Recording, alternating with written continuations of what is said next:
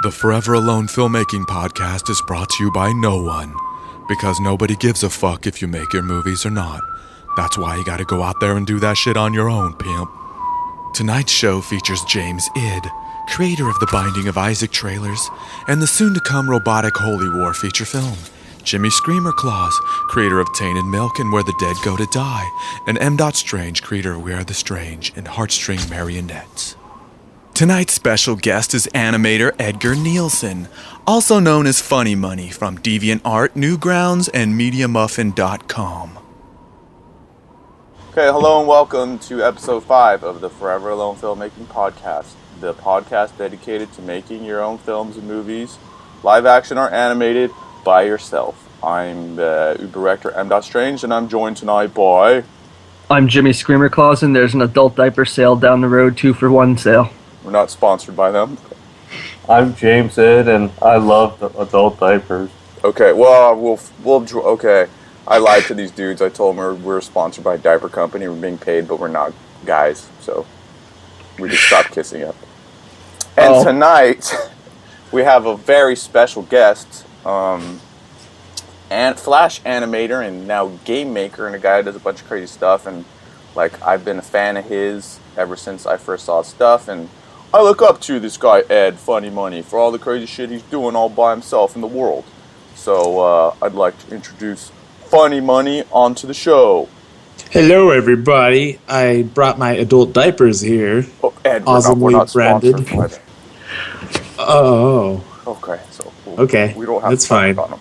So while people are listening to this, Ed, if they want to go check out your stuff while they're listening, be like, who is this guy? Whoa, where should they go find your stuff? Watch. Well, they can find my crazy shenanigans at my website, www.mediamuffin.com, where I host things like dead babies and dogs. Right. Dead dogs. Right. So sometimes, not all the time. So why don't you, because I mean, I already know since I'm your super friend, Ed, but why don't you let everybody know what you're doing and how long you've been doing it for? So I've been animating and making cartoons for like about 12-something years, but mainly since I was freaking born, because I used to start, I don't know, I love drawing, I made comics, and then I realized there's a fantastic world called animation, so I dived into that, and then left and right just started making, again, dead babies, diapers, and dogs. And everywhere. What made you want to do animation specifically, rather than like live action or stuff like that? I hated making films with other people sometimes. Like, I mean, friends, because we could never... It was just back then, you're a kid and you can't really... No one really wanted to cooperate. So instead I started making comics and made people and say what I wanted them to say. It was just really fun, and showing friends those comics and just seeing their reactions to it. It was just fantastic. And then when I found out I could add voices to those things, it just made things so much better, and adding movement and whatnot. I don't know, comics are awesome. So never for once did you go, this is too hard having to draw all this and do it. I should just take photos of people and put bubbles on them for what they're saying. How come you didn't do something like that? I started off with like MS Paint and Windows Movie Maker, and of course, just just Windows recording software, whatever was on there at the time, and just put them together. It wasn't hard. It was worth it at the end. I would stay up, like, I didn't have the program at the time. I would sleep over at my friend's house and we'd hang out, and like, we'd just be on the computer all day just making these cartoons, and we wouldn't care. We'd stay up until like 5 a.m. on a school night just doing these things. And it's what I love to do, and I'm so jealous of everybody now because everyone can get those, they can get free programs on the cheaps. Free. Yeah, Giotto. Hell yeah, you have like Giotto, you got pencil animation, plastic animation, paper, you got, I don't know, free version of Flash. So you're saying when you first started doing it, all this stuff wasn't available? No, I'm completely jealous of everybody out there right now that, wants to make animations, because they have all the tools they need already. If they have a computer and the internet, you could just use your mouse and a microphone, and And of bam. course, they all take it for granted, and they're like, this animation is too hard. And you're like, if you only had it like I had it, you would know. Exactly. I think that happens with every, like, generation, because that's how I say, you know, I'm like, did you know that I started with 2 VCRs and a camera? So it's the same with drawing animation on the computer? To be honest, like, okay, so I picked up this little gig teaching kids after school, like middle school animation. After school animation at a middle school. Anyway, and I tell them these things and it blows their minds. Like, no one's bothering, or these kids aren't going out and finding these things out for themselves. I don't know how to explain it. Yeah, it's kind of crazy. It's like you almost want to, ban them from the internet and be like, make an animation. With paper and pencil or something. And be like, no onion skinning, no lip sync, automatic, It's like, the kids love cartoons, they just don't know how they're made. Yeah. And then, oh, well, that brings me to this funny little thing. I've been watching cartoons recently, and at the hotel I used to work at, I would watch cartoons, and the guests would come in, they'd be like, why are you watching that? This is a kid's show. And I'd be like, someone's got to make the cartoons, fool. Yeah, that's I think, really, really bad with drawn animation, right? Like, most adults, kids. They don't take you seriously if they know you're a cartoonist. Right now, I'm also doing animation at a local museum. And what happens is I hate this, but like I'm pretty much one of the main attractions. Watch this guy as he animates this hand slowly moving upward and grabbing this pigeon and eating its head. Whatever. Anyway, I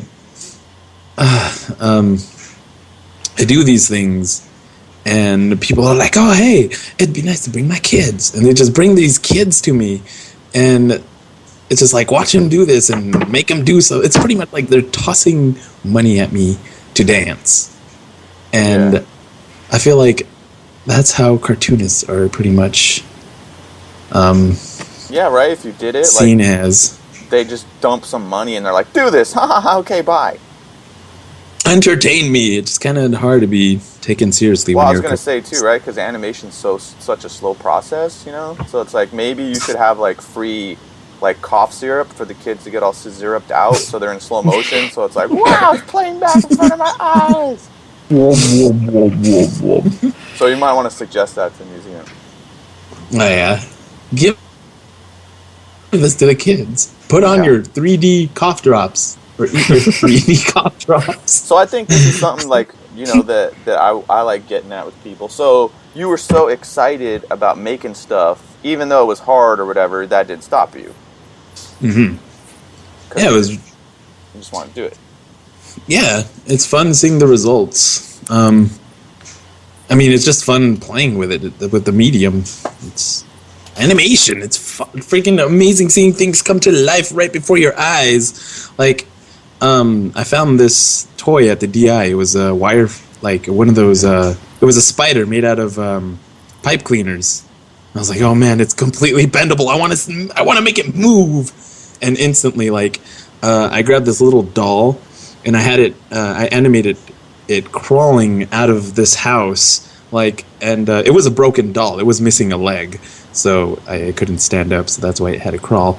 But it worked to my advantage, because I had it crawling out of this house, and then out came the wire spider, just looking at him, and instantly I had to grab him, and he was screaming and flailing his arms, and like clinging onto the ground as the spider dragged him back to his lair, and it was great. I'll post that soon.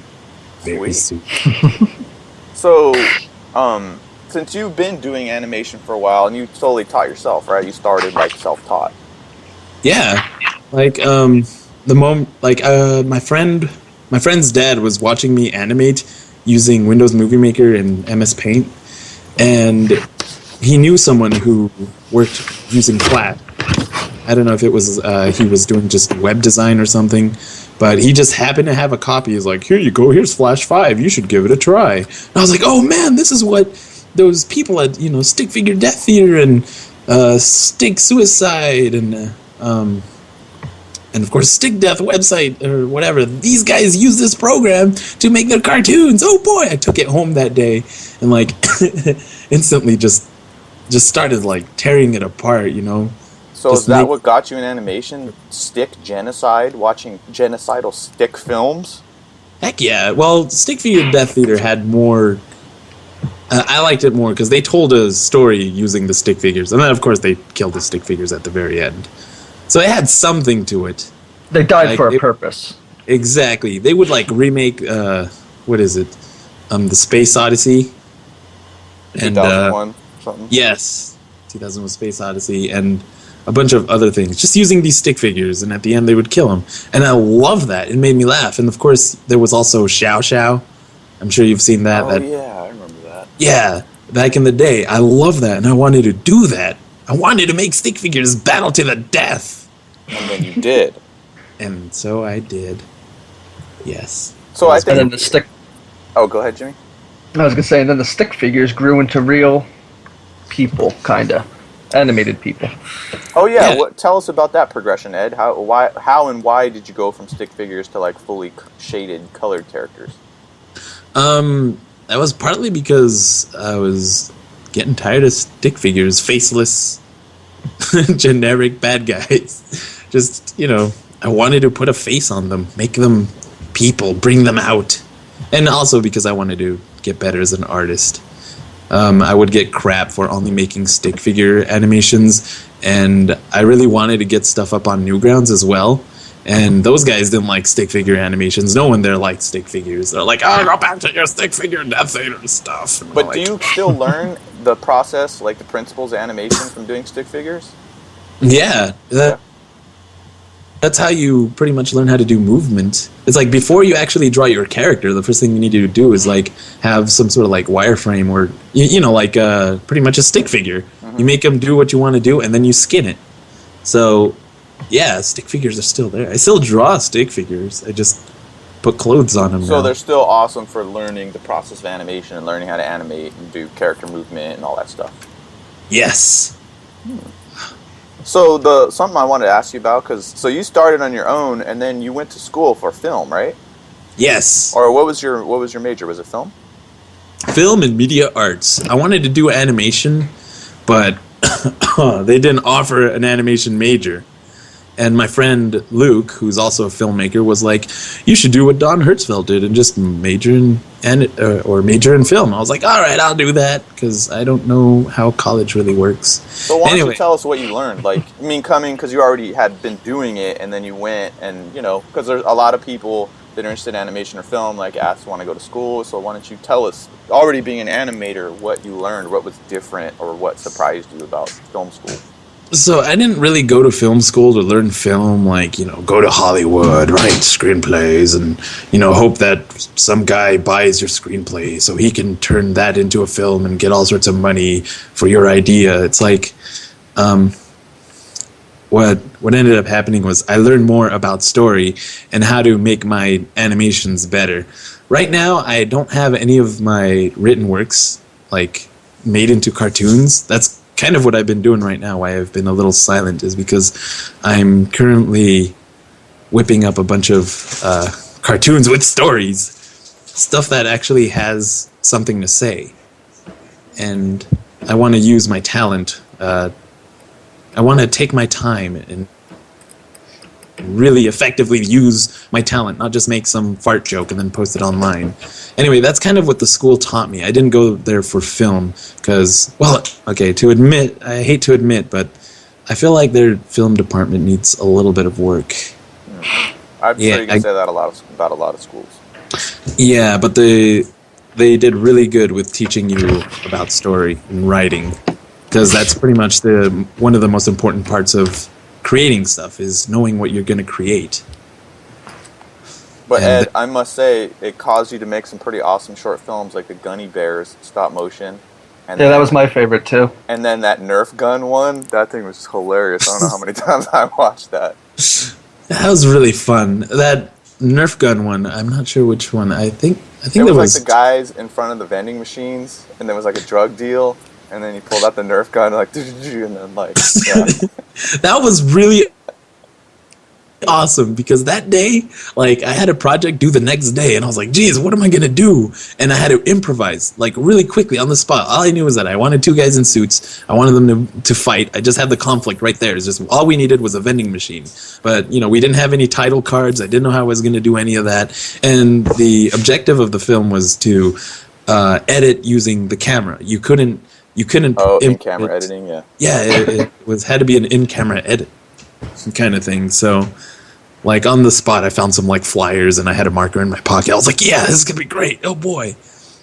Oh yeah, it was really fun. It's like on the spot stuff forces you to be creative with your surroundings, like with whatever you have on hand.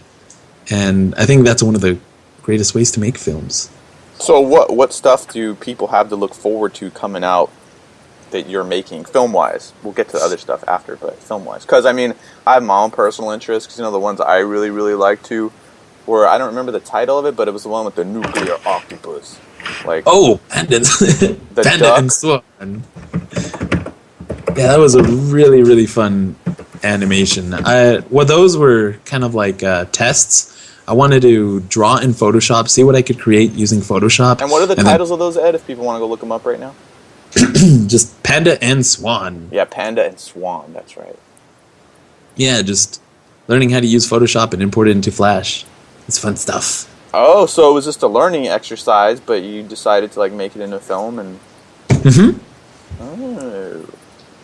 No, and I have to say, too, like, those pretty much were one of the biggest inspirations for my series, Badassery.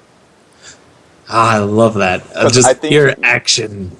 Because I think, right, you were kind of playing off like Metal Gear Solid and stuff, right? Yeah, like Bruce Willis, Jackie Chan, and just all sorts of people just mix into one. My heroes. And then I saw that, and I was like, "Oh, this is awesome!" It was, yeah.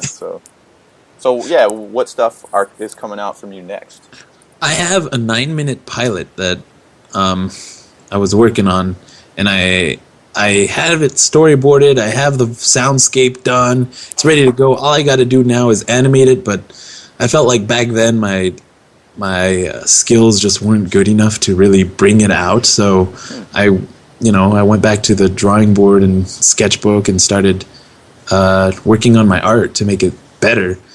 Till then, until my art gets better, that'll kind of be on the back burner. Like, it's ready to go. I just got to get my art skills up there. Which I think that's funny because I have a project like that too that I've been throwing around for a couple years, but I'm like, I'm not good enough to do it yet, so I'm going to save it. Yeah, you know, if it's something that you really want, like, I want this thing to look good. I want it to be one of my best works. So that's why I'm so reluctant to work on it right now and get it finished. But that's one. I'm also working on a game with my lady. She's awesome. She draws better than me. Yeah, games. So one of the best things about college, I think the only bestest things ever, is that networking. I met up with this programmer who was just working on some random widget, and he looked over and he's like, "Whoa, are you making a cartoon?" I was like, "Yeah." He's like, "So you make cartoons? Well, I make little widgets and games. You want to make a game?" I was like, "Heck yeah!" So that day we had lunch.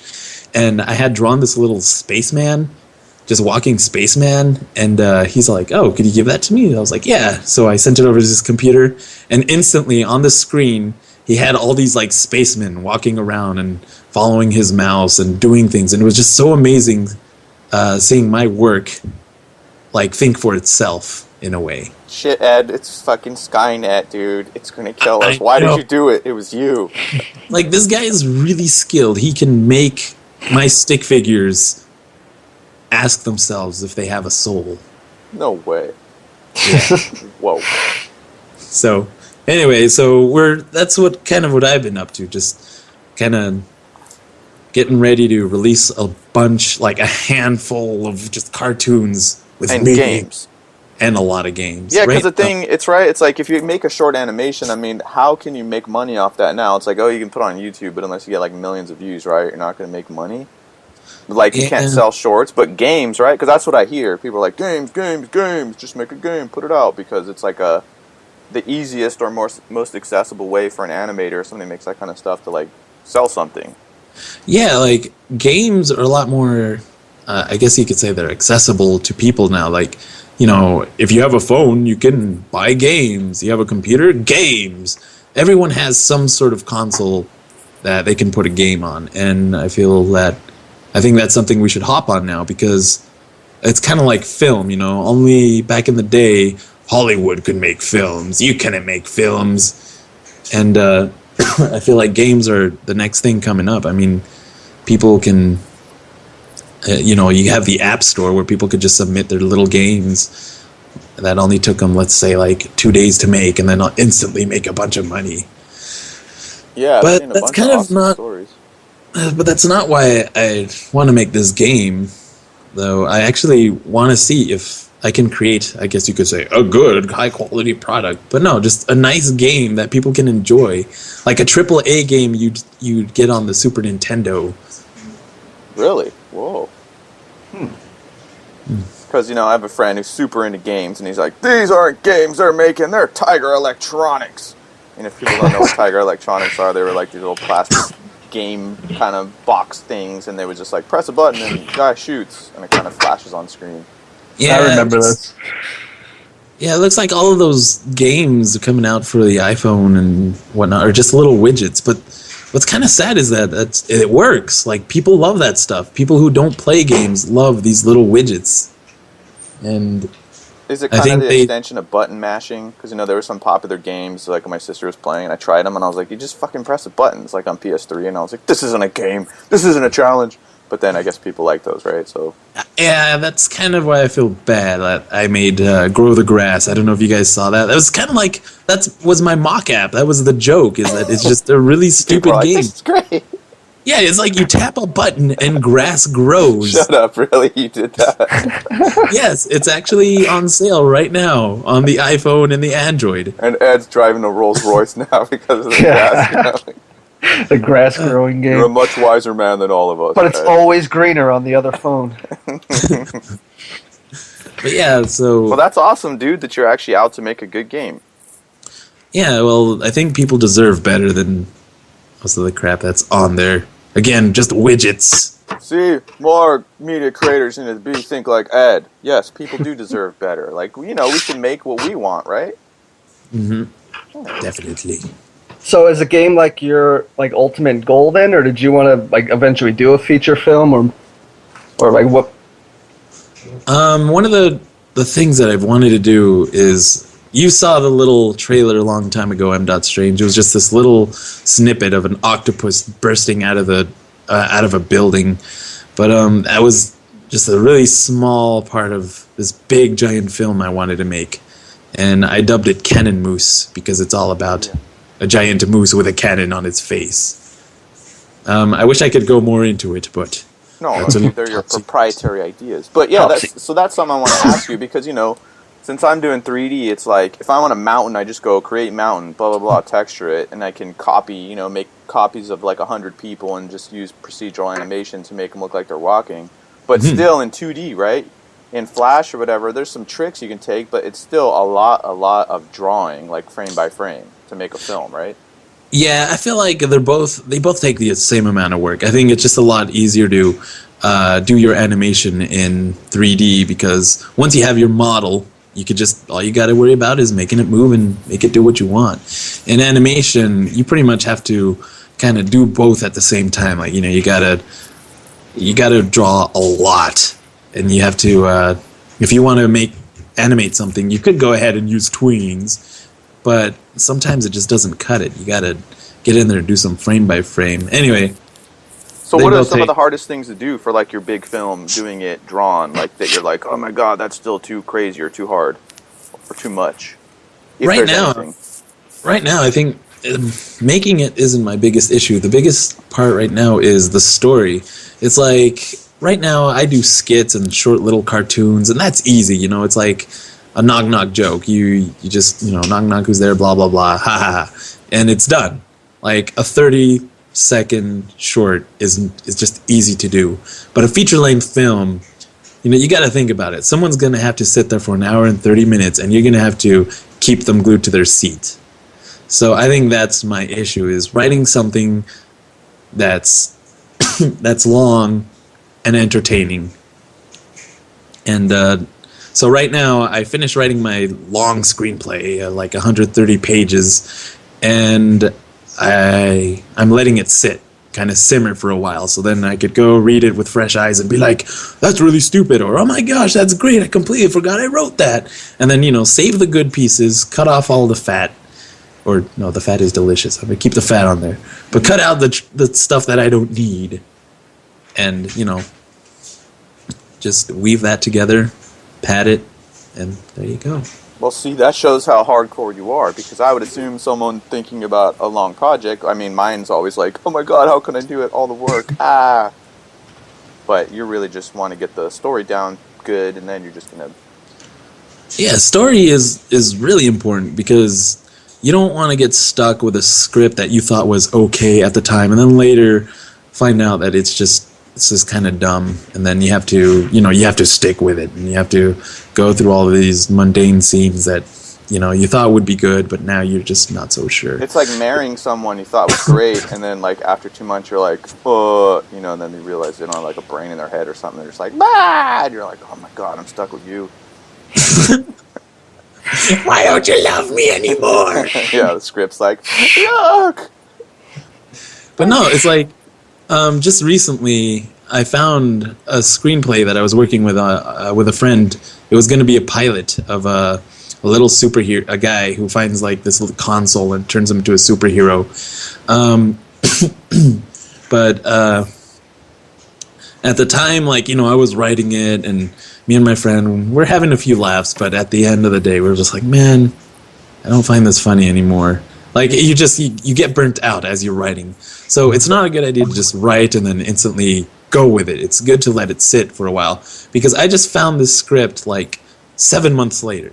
Like, just recently. So 7 months ago I wrote this. And then just now I came across it and I read it, and I was laughing a lot. Like, it was really great. I can't believe, like, I couldn't believe that we wrote that. Mm-hmm. And now I'm actually considering going with the idea. Like, if it... Like, it's good to let things sit. It's a good thing to read them, but it's just overall it's important to have something that you really like and that can make you laugh while you're working on it. Like, some of my cartoons, I have a really funny joke. Like, I Love Kids. I don't know if you've watched that. That's also on my website. Yeah. Where the guy is yelling at the kid inside the bathroom, and he grabs the cat and he flails it around, and like. I love the idea when I thought of it, and I recorded it. I love the voices. And then when I started animating it, I was still chuckling over the voices that I did. And what made me laugh harder was the faces that I drew. And it kicked me into gear. Like, it made me want to go through with it and finish it off, even though it was a little bit, terrible. I mean, animal abuse isn't funny unless it's in a cartoon. And... I don't know, just went through with it, and it was awesome.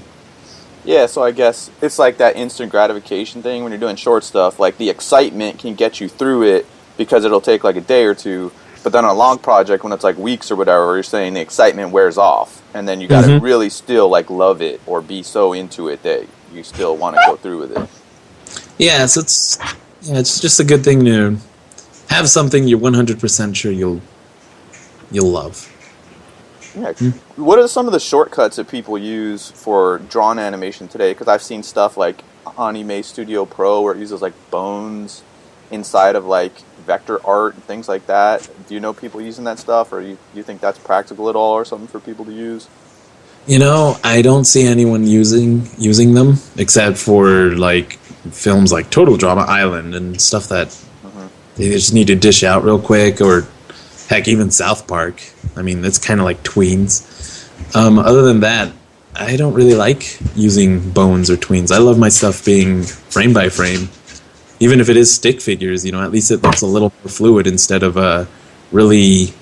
I don't know how you say it.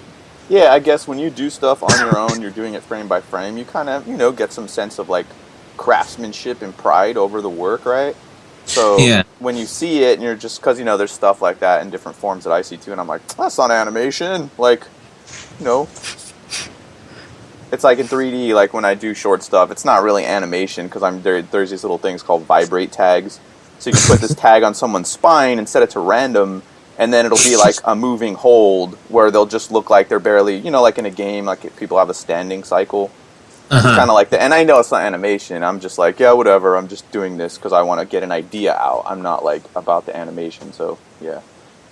Yeah, no, that's good. I mean, you should totally use shortcuts. Like, I still use shortcuts. Like, even though I don't like tweens, I still use them, wisely. Like, getting a character from one side of the screen to the other, you could go ahead and do your walk cycle, and then you could tell the computer, okay, I want this walk cycle to travel from point A to B at this pace. And then instantly, boom, right there you have this little guy walking across the screen, and without having to worry about redrawing it over and over and again, like drawing it, walking across the screen. It's like all you had to do was just animate him walking once, just one cycle, and then just have it on loop. Just a lot of shortcuts like that really help out. Yeah, what were some of the, if there's people out there that are doing Flash animation or whatever, what are a couple of like the biggest secrets that you learned through your years of experience, Ed? Open source software. I love Audacity. No, I guess. That you were like, don't do it like this, you only have to do this, or something, Shortcuts. You might think that you don't need shortcuts. You could just live by, clicking the toolbox. Hello? Yeah. Oh so no, you're saying, did something explode? So, keyboard shortcuts. Yeah, keyboard shortcuts. People, they need to use them because it'll speed up your workflow. Like, I like using the ink drop or the dropper tool to pick up colors when I'm coloring, and then B for brush or K for, the bucket tool, and it speeds things up like crazy. Imagine if you had to, in frame by frame animation, you have to color the frames manually, and it's a pain in the butt having to go back to the previous frame, click the eyedropper tool, grab the color that you need, or repicking that same color from the little tool palette, the color palette, and then switching brushes. It's just annoying. It's good if you learn your shortcuts. Like, take the time, understand the keyboard, caress it. Because, you want it to be like a tool that you're using smoothly, right? Like, not stopping and looking at the instructions on the tool every time you do something, right? You just want to be, like, fluent, like in a language, right? Yeah, that's one of the things that people are amazed by when I'm working on a cartoon, is that I can do it so fast. I can make a short in less than 5 minutes. Like, I can have a stick figure doing whatever I want it to, or like a little rabbit man eating a cantaloupe and then vomiting it out into someone else's mouth. Something like that. I can animate it under 5 minutes because of my shortcuts. Because instantly I could switch the brush tool. Oh, I don't like it. Hit a key on my keyboard with the other hand, and then erase that part, and then B for brush, and then just keep going. And I just blow people's minds whenever they watch me as I animate. So, shortcuts, do them. And if someone, because we talk about 3D and 3D programs all the time, but if there's someone out there who wants to get into drawn animation, what are like the top couple like programs or tools you think they should get when they start or should start using? Paper and pencil. Like real paper and pencil. Yes. Actual paper and actual pencils. And keep your work. Like, that was one of my biggest issues. I never took art seriously until about, 2 to 3 years ago. I would always, draw on this clipboard with a bunch of paper, and then I don't like it, throw it away. And then, people were telling me, you need to keep a sketchbook. It'll make you better in art. And so I did. I started taking it seriously. I started actually studying what I saw in front of me, and I drew what was in front of me and not what I thought things looked like a nose. I remember this. I also read this from a book, which was also helpful. Drawing from the right side of the brain. That was really cool. Anyway. That's a book? Drawing from the right side of the brain? Yes. Basically, people, when they draw from what's in their mind. And that's not how art works most of the time. You have to observe something and draw what you see. Like a nose, people would draw a nose shaped like an L. And so imagine you're drawing your own face. You're trying to draw your face as close as possible to what it should look like. Newbies would just kind of go ahead and draw an L for their nose, and that's pretty much not what a nose looks like. I'm trying to say is... That's why they have you do life drawing, right? So, like, you get Exact- an experience of knowing what it really is, or... Yeah, get an eye for things, like train your artistic eye. Know how things work, like how the body works, how it moves, why it moves that way. That way, the next time you have to draw, let's say, a hand, you'll be like, oh, the thumb has, like, what is it, 2 joints? And it worked, and it has, okay, maybe that's not the best. Well, it's the same in animation, too. It's like 3D animators, even at the highest level, use video reference. Because if you're like, yeah, this is how a guy runs, if you just do it by your, like your knee goes here and your leg goes there and your arm goes here, and then you're like, no. So then you have to look at reference or, for different movements, so. Yeah, you have to see how motion works. Yeah, it doesn't make you cheap or like a cheater or like whack or something. It's just that's what you have to do. Yeah, and it's kind of the same for drawing. It's just you got to learn why things look the way they look, how light hits an apple, why it makes it reflect the way it does, and there you go. Sweet. So when people want to go check out all your stuff, so it's at MediaMuffin.com. Yes, sir. And on your YouTube channel. Yes. Which is YouTube.com/Funymony. FUNYMONY. Sweet. So the people that are listening to this show right now, Ed, are people who want to make their own films, whether it be 3D, stop motion, drawn, or live action. I don't know. So are there any last words you want to tell these people?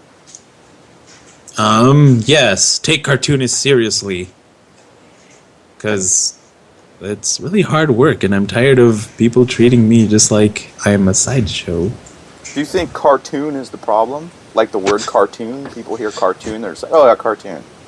Yeah, that's one of the things. Like, when I started this little animation class at the school, I named it Animation Class, and the kids weren't attracted to it. They didn't know what animation meant. The moment I put cartoon up, they flocked to the classroom. Huh. The word cartoon attracts children. Because, in other countries, like in Europe and stuff, it's animation, and it's, like, serious. They don't call it cartoons, or as far as, like, I haven't seen that. And it's, like, a serious thing, like animation, like in Russian animation and all this stuff. So maybe that's just here in this country that people are like, cartoons! Because we don't have any adult animation, or people don't really know what it is. It kind of sucks. Like, think about animators. Let's say someone working at Pixar, and they tell someone, oh yeah, I am a animator, or, cartoonist. And the other person, like just some average Joe, will be like, oh yeah, Pixar, my kids love that stuff. I should introduce you to my kids. It's like, it's just, I don't know, there's something off about that. Whenever I tell people I'm a 3D animator, they go, oh, do you work at Pixar? Yeah, it's like... no. But you gotta understand, that's their experience, that's what they know, so... Yeah. So one awesome, day. Ed. Thanks for being on the show. One more thing is, that's kind of why it's one of the biggest reasons I love your work. Because it's not for kids. It can't be. Not. Have you seen any of Jimmy Screamer Claus's films? Mine are for kids. No. Like, if mine aren't for kids, then Jimmy Screamer Clauses aren't for living human people. They're for, like, demons and corpses and stuff, so you should definitely check out his stuff if you haven't. I will. Seen and it. I have. I was looking at all your stuff right before the show, and I liked it a lot. Me and my girlfriend were watching it. She does Flash animation, too. Hooray! Yeah, I really hope to post more stuff, like, in these upcoming weeks. Well, I gotta say, Ed, you're one of the coolest and most inspiring people I ever met. When I show people your stuff, and I'm like, if you don't like Ed, then I hate you. But everyone likes you anyway, so... Hooray! It was a pleasure having you on our Forever Lone Filmmaking podcast, and if there's anybody who hadn't seen your stuff or heard of you that listen to this, hopefully they will go check it out now. Hooray! And make that motherfucking grass grow. Heck yes. So we can make the grass grow in Ed's wallet and shit. So the green can grow in Ed's wallet. I wish it did. We'll all figure that out someday, but... Someday. I think you're doing awesome, Ed, and yeah, thanks for being on the show. Thank you, guys, and I look forward to seeing your big films in your M. And nice to Oh, meet you, Double J. Good talking to you, Ed. I should mention before Ed goes that, yeah, Ed did some voices in my new film, Heartstring Marionette. So whenever it comes out, you'll see Ed playing a perverted Ronin and all this other stuff in the movie. So, Woo! yeah. Hooray, gay pirates. Wait. Yeah, so, no, that wasn't my movie, Ed. Oh. I don't know which one you're doing, but yeah. Awesome. Thanks, Ed. Thanks for being on the show. You can suicide yourself. I won't do All right, it. with my diaper. I don't have the heart. Yeah. Adios. See ya. No. Oh, God. Oh, I'm glad he did it because I couldn't do it. Oh. So yeah, sad. So sad. What did you guys learn from listening from like listening to a 2D animator talking about his stuff? I learned that you could suicide yourself with a diaper. Come on, James. On topic. I thought some of the stuff he said about like being in film school is kind of interesting. How they mainly taught him writing and everything. Because my friends who went to film school all kind of told me the opposite, where they just focused on like, here's a camera and here's the mechanics of how it works and here's how to do film. And like my roommate went to film school and that's what he told me they mostly taught him was like how to develop film and stuff like that. And they had like writing stuff too, but he said his seemed to be more geared towards that. I thought that was interesting. Well, the thing that tripped me out was like when he was talking about making a full-length film, he wasn't worried about the work that he had to draw. He was just worried about the story. That kind of surprised me. I was like, whoa. I'd be like, oh my God, I got to draw this, my wrist. Mm-hmm. But since he's been doing it so long, he probably doesn't trip. Yeah, it seems like 2D animation is a lot less front-loaded than 3D animation. Like 3D animation, you have to be like, all right, where's my models? I need to make this. I need to rig this, and now I can animate. Whereas 2D animation is like, all right, let me just draw something. Yeah, that must be pretty refreshing, right? Instead of like, model this and texture it and rig it, it's just like, you draw it and it's like, there it is. Although I think I don't know how many animations you guys seen using MS Paint and Windows Movie Maker, but some of the ones I've seen are really trippy. I honestly wish it was like people did it more than like Flash animation. Like if anyone wants to see something really weird that's done with MS Paint and Windows Movie Maker, look for Dilbert 3 on YouTube. It's probably one of the most disturbing things I've seen on YouTube with Dilbert. I hope you flagged it, James. Did you flag it? So, you know, I flagged myself to it. What? Okay.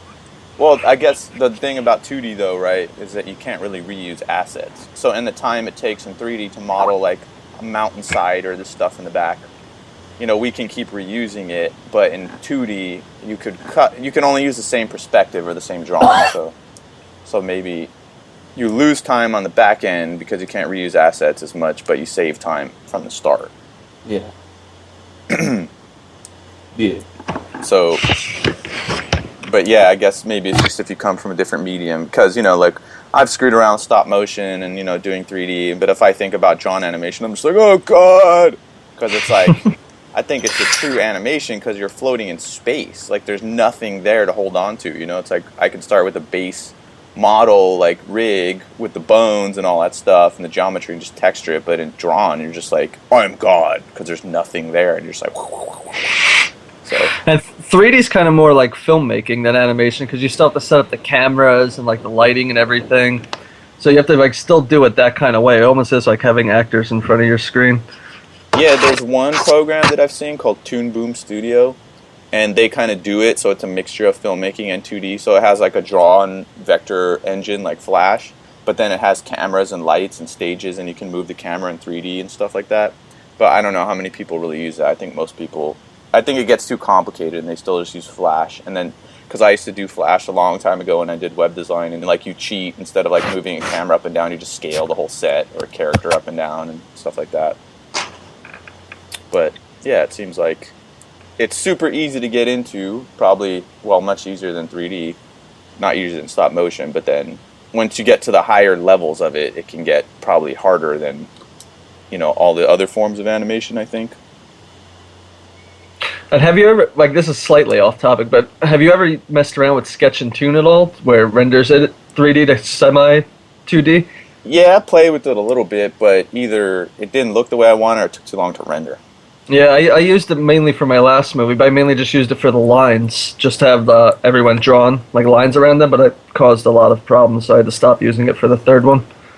But I was wondering if you ever did it to make it actually look like it's 2D, like rendered it out exactly I tried, like that. but I don't think from my 3D geekery that Cinema 4D, even with the sketch and tune, doesn't have one. It's a really good like cell shader or drawn shader, but because if you've seen a lot of anime where they mix 2D with 3D, and I know there's super awesome 2D tune shaders for 3D Studio Max and Maya, but I don't think we have equivalent ones in Cinema 4D that do the straight up 2D like anime look. Yeah. But it would be awesome if we did. But it always looks weird whenever I try it. It's like, and it's still like a still image will look drawn, right? But then when the camera's moving and stuff, I think you'd have to limit the camera moves and shit like that or something too. What do you think? The problems I mainly had were that the colors just never looked right. Like to get them to like 2D, they put them down to like just like you could see the color palette going down. You know what I mean? I don't know what the exact word would be. Yeah, it's like they didn't have enough. Like it's 8-bit or something like that. Like they don't have enough shades of red to shade it right. Yeah, and the shadows never look right, stuff like that. Yeah, that's the main problems I had with it. And if you forget to turn off stuff that's transparent and like stuff that you have like alpha maps on or transparent, it doesn't know what to do, so it just makes a big black spot, and you have to re-render it. So those are the two problems I was mainly having with it. Yeah, I think that's one of the toughest things too. Is if you're like when I did Heartstring Marionette, I was trying to make it look like a stop motion movie that was shot through a camera. And, as soon as you make a decision like that, like this is this established reality or look, then, things get really hard. Or it's like, I want this to look like real drawn animation. Then it gets really hard, but kind of you probably done the same thing. But what I found is just like, I kind of want to do it like that, but let's go in some other weird place or look that's not quite that. So I don't have to follow all the rules because it's really hard to like follow those rules explicitly, Yeah. I cheated it a little bit. I used that Red Giant plugin, Rototune. With TuneIt's the main program it's called. So that one worked out kind of cool. It makes it more like Scanner Darkly though than straight out 2D. Yeah, the one thing that I found it didn't look. I guess it kind of looked 2D or drawn, but I did a promo video for the Left Rights, the Genesis 316 something video I did. It was like a little guy shooting guns, and so I used the cell renderer in Cinema 4D, so it's not the sketch and tune, it's like a post effect, and it's called cell render, and it'll just render two colors, black and white. And then so I did it with that, and I thought that looked pretty. It doesn't look flat, but it gives it kind of a 2D look, and then but you don't get any color, so then I use object buffers to color the objects. I actually did a tutorial or a video, a making of the Left Rights video on my YouTube channel if you want to check that out. So that's a good way just to get, black and white, and it kind of looked flat, but I haven't seen anything for Cinema 4D that like straight up looked drawn. Even some of the big movies, like there was that Renaissance movie, remember that motion captured black and white French animated feature came out years ago? What was it? It was called Renaissance? Yeah, Renaissance I think it was called. Did you see that, James? I didn't see it, but I did see like advertisements for it and stuff like that. Okay. Yeah, they had like millions and millions of dollars, and even that, it was supposed to be cell shaded. I didn't think it looked drawn. It didn't look very good. So it had millions and millions of dollars because honestly, it looked like it really looked posery. Like it looked like it used poser and 3D. Well, they might as well have used it because of the characters they modeled. They might have, but no, I'm pretty sure it had like a big budget. I mean, not like 100 million, but like 10 million or something. So. But I could be wrong. I'm just assuming. Well, the point is, it's funny that something that would take like millions of dollars to do, Jimmy is already doing with pizza money. Pizza and burrito money. Yeah. Well, I mean, right? That's when we're talking about using pre-made props and characters. Like, if you're like, I'm gonna model this base female character, and then you're like, yeah, dude, that's awesome, but Victoria 5 looks way better. Why don't you do that? Right? Yeah. Yeah, I mean, for the most part. If you're going to make straight up humans. That was my opinion of it. Like, that's why I don't make straight up humans, like, in Heartstring Marionette. I did puppets because, for a lower polygon count, but then it's like, yeah, if I was going to do humans, I mean, that's where I'm kind of stuck right now thinking about future projects, because one of them has humans, and I'm like, once you go human, it's kind of tough because people's brains know what a human looks like and moves like. Yeah. And, you know, there's all these preconceptions. They're going, nope, that's not right, that's not right, that's not right. So, especially with, like, facial animation and shit, so... But the thing is, are you trying to do human like, you know, the Final Fantasy movie human, or are you trying to do human like in the way Ralph Bakshi would do a human? Well, see, I think you can get caught in between, because, you know, in, like, the series I'm doing now, Darkseid or even Badassery, those are humans, but I'm just going as, you know, pretty base or far down on the complexity. Yes, I think you can get away with doing something that is a little bit more anatomically. There's a little bit more correct to the human eye, but not super realistic. Because honestly, if you're going that super realistic, you might as well just shoot for realsies. Yeah, well, see, the thing is, like, you know, as I get more complex humans, I'm just like, nah, man, that's not it. Like, I have to go super base, or it moves into a place for me where I'm just like, nah, it just looks like bad 3D to me rather than, like, bad 3D on purpose. Yeah, well, I don't know. I've been playing around with doing low poly characters that were humanoid that, you know, look pretty good to me. Like they don't necessarily look superhuman, super realistic, but they certainly look better than, I guess, what a lot of 3D studios would do, I don't know, 10 years ago, which is better than a lot of people. So I would say it's worth experimenting with trying to do low polygon characters that are humanoid and seeing just what you could do. Like, have you tried yet, or are you just kind of fiddling around with the idea? Yeah, I've tried. I mean, it all depends on us, so it's our own personal taste, you know. So yeah, there's tons of looks and styles and things to explore that would be, you know, successful for whatever anyone's doing. Just in my experience, in my, like, aesthetic standards or something, I'm just like, no. Well, if I'm going for disturbing, yes, it works.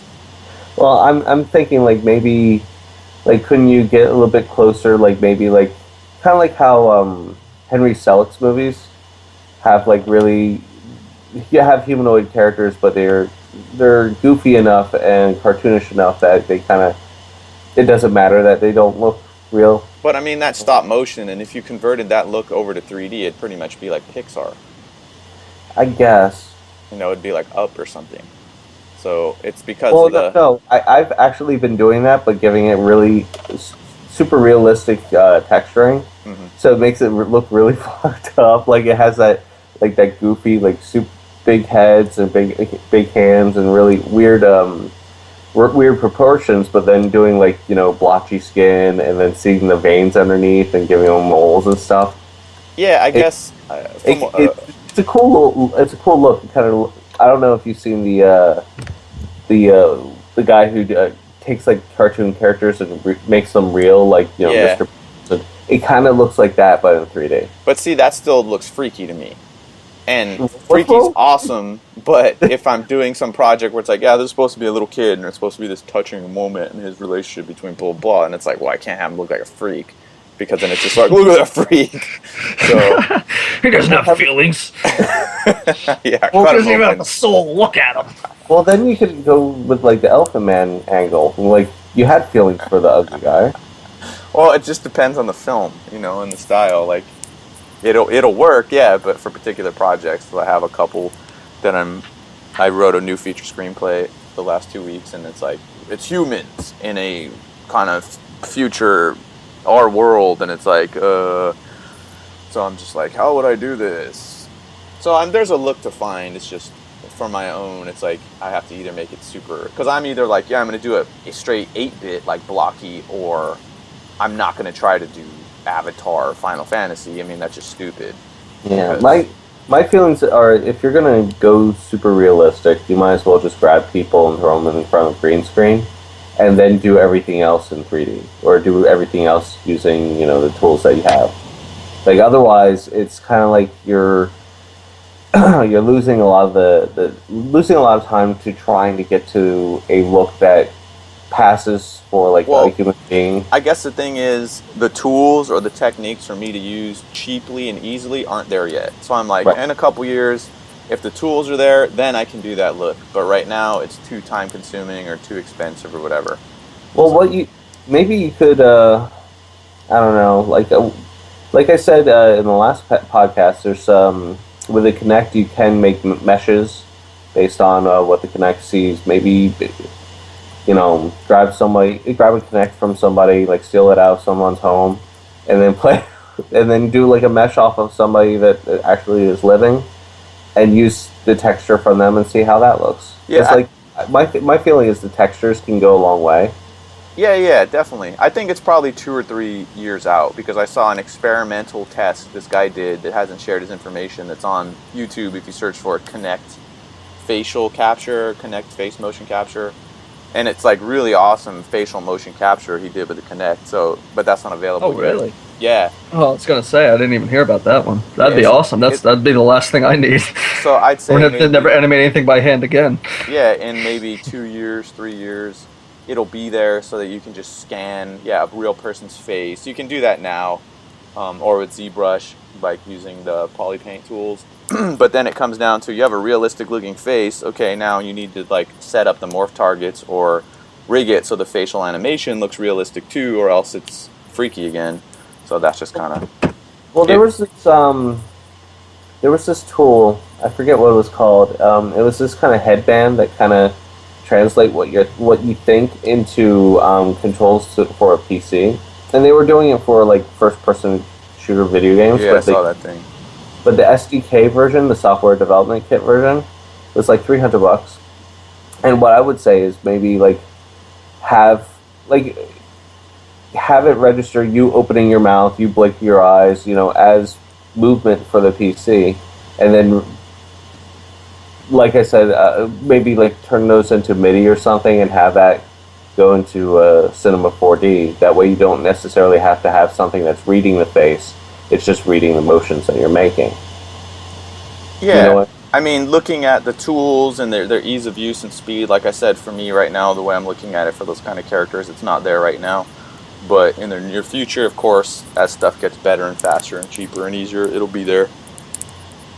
I mean, Freaky's easy right now. You got a million options if it's freak show shit. I was gonna say that this dude on Facebook, his name is Kevin. He recently just asked me about this program called Strata Photo, and I'm on the website right now. He was telling me that it's like you take a picture of an object from a bunch of different angles, and it makes the object in a 3D space. Like it makes the 3D models for you. Yeah, there was one that Autodesk bought too. I forgot. I used it a long time ago, and I tried to use it, but then I was like, I could just model a cube and map these on or something. But those, like, usually it's like a 3D scanner. Like it'll do it, but like it creates just for animation the geometry. You'd have to retopologize it if you want to do a character or person or like. And usually those work for like more inorganic shapes or real base shapes.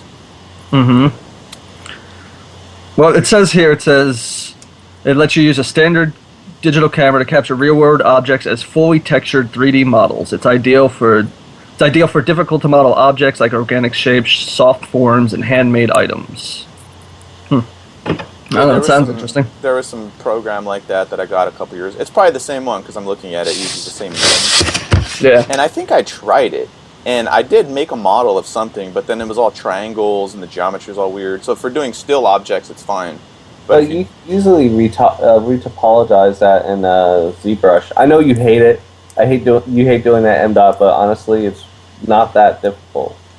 I mean, it's not the end of the world, especially if you want to do a humanoid character that is not super high polygon, but still looks good. Yeah, well, I mean, I could just modify like a Daz character or a make human or model something like that. So it's not really, I guess it's just animating of realistic human character. That's what it is. Because I don't know if you saw that short some dude from Spain did. I forget the name of it. It had like a woman's name or something. It was like butterflies, and it was like these Matrix looking 3D characters walking this hallway, karate fighting and kung fu fighting using Uzis. People are like, "Oh my god!" Blah. But it was like he used like Daz Studio and motion capture and all this stuff. I don't remember what he did for the facial stuff, but even that, like that was supposed to, that's like top notch for right now. But for what I want to do, I'm just like, meh. So, well, I'll just use my freak show models until, you know, and freak show movies until. Well, think of it this way, M. You know, you could do your freak show now, and when the world turns into a freak show, it'll look realistic. Is that what's gonna happen?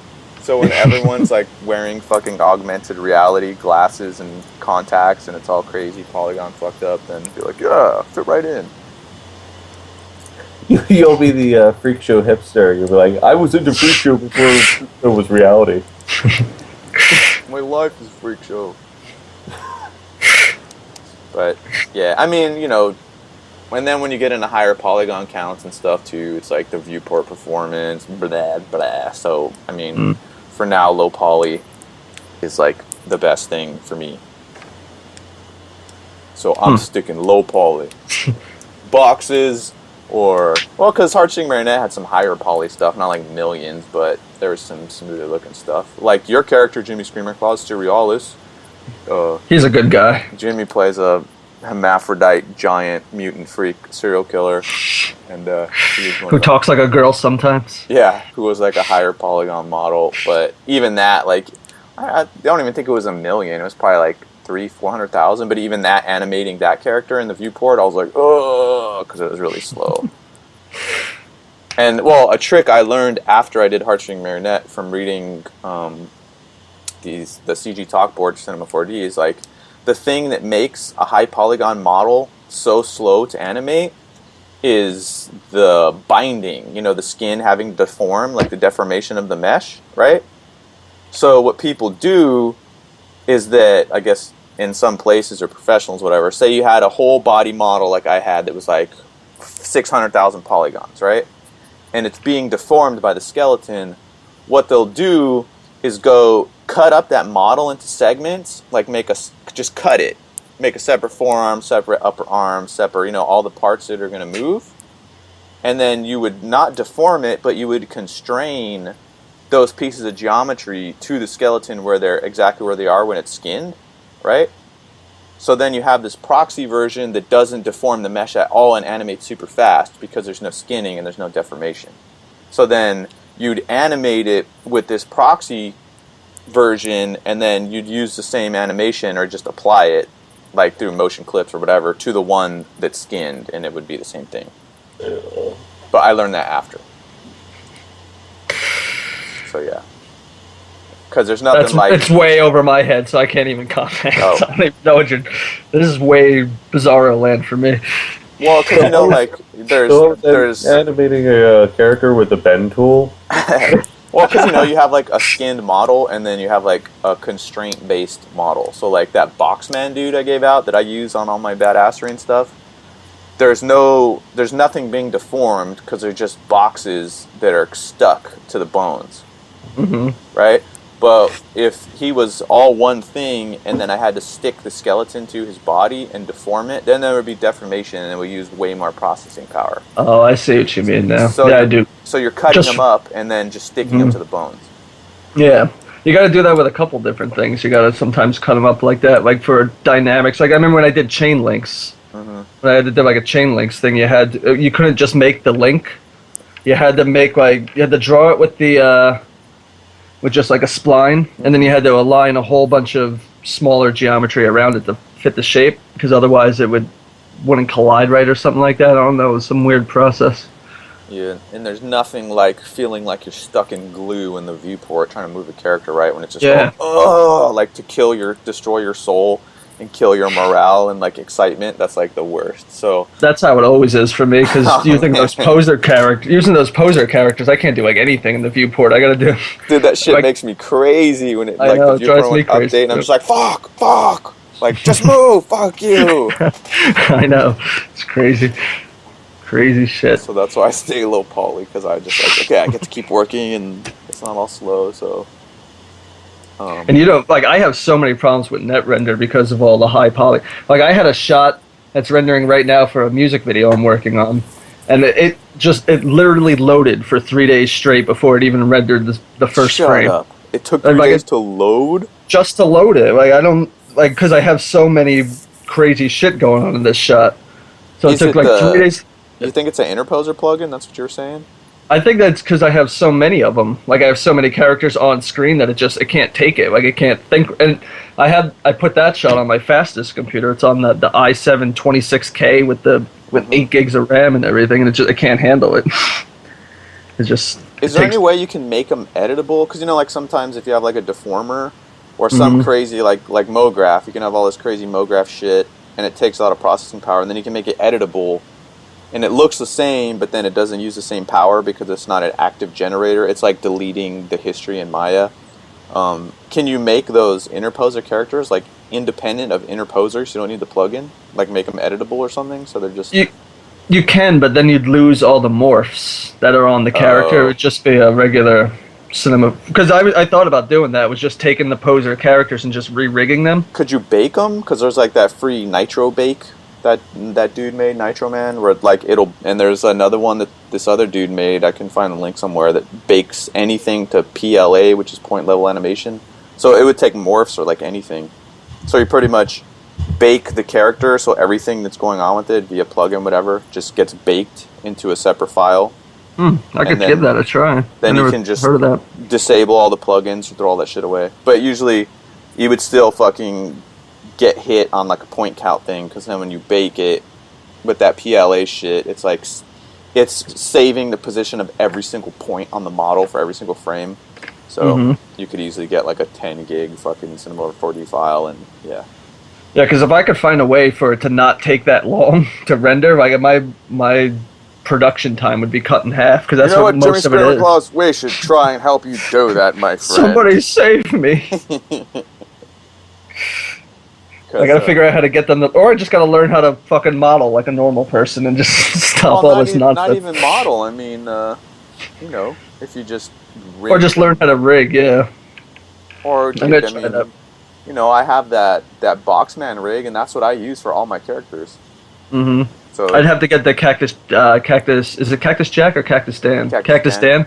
Yeah. What's Cactus Jack then? Anyway, Cactus Dan's plugins I'd need then, right? He's that guy who lives in the cabin down by the road. There is a Cactus Jack somewhere, damn it. I don't know what he does or who he is, but he's around. I think he was a pro wrestler in the WWE. Yeah, that's right. That's who he is, yeah. Cactus Jack is dead. He's dead. And then later became Mick Foley, right? Yeah. Mick Foley, he invented the fucking plugins for Cinema 4D. That's what he does on the side. But, yeah, I mean, it's not that... I guess the rigging is harder than the skinning. All you'd have to do is the skinning. What do you say, James? Have you tried both of those things? Both of what? Rigging and skinning? I've done both. Did you get really high in between the last time we heard your voice? Yeah, that's usually mine. Talking about baking, I kind of it inspired me. Oh well, you know what baking is, right? Oh, I know what baking is. No, seriously, right? No, I know what baking is. Oh, okay.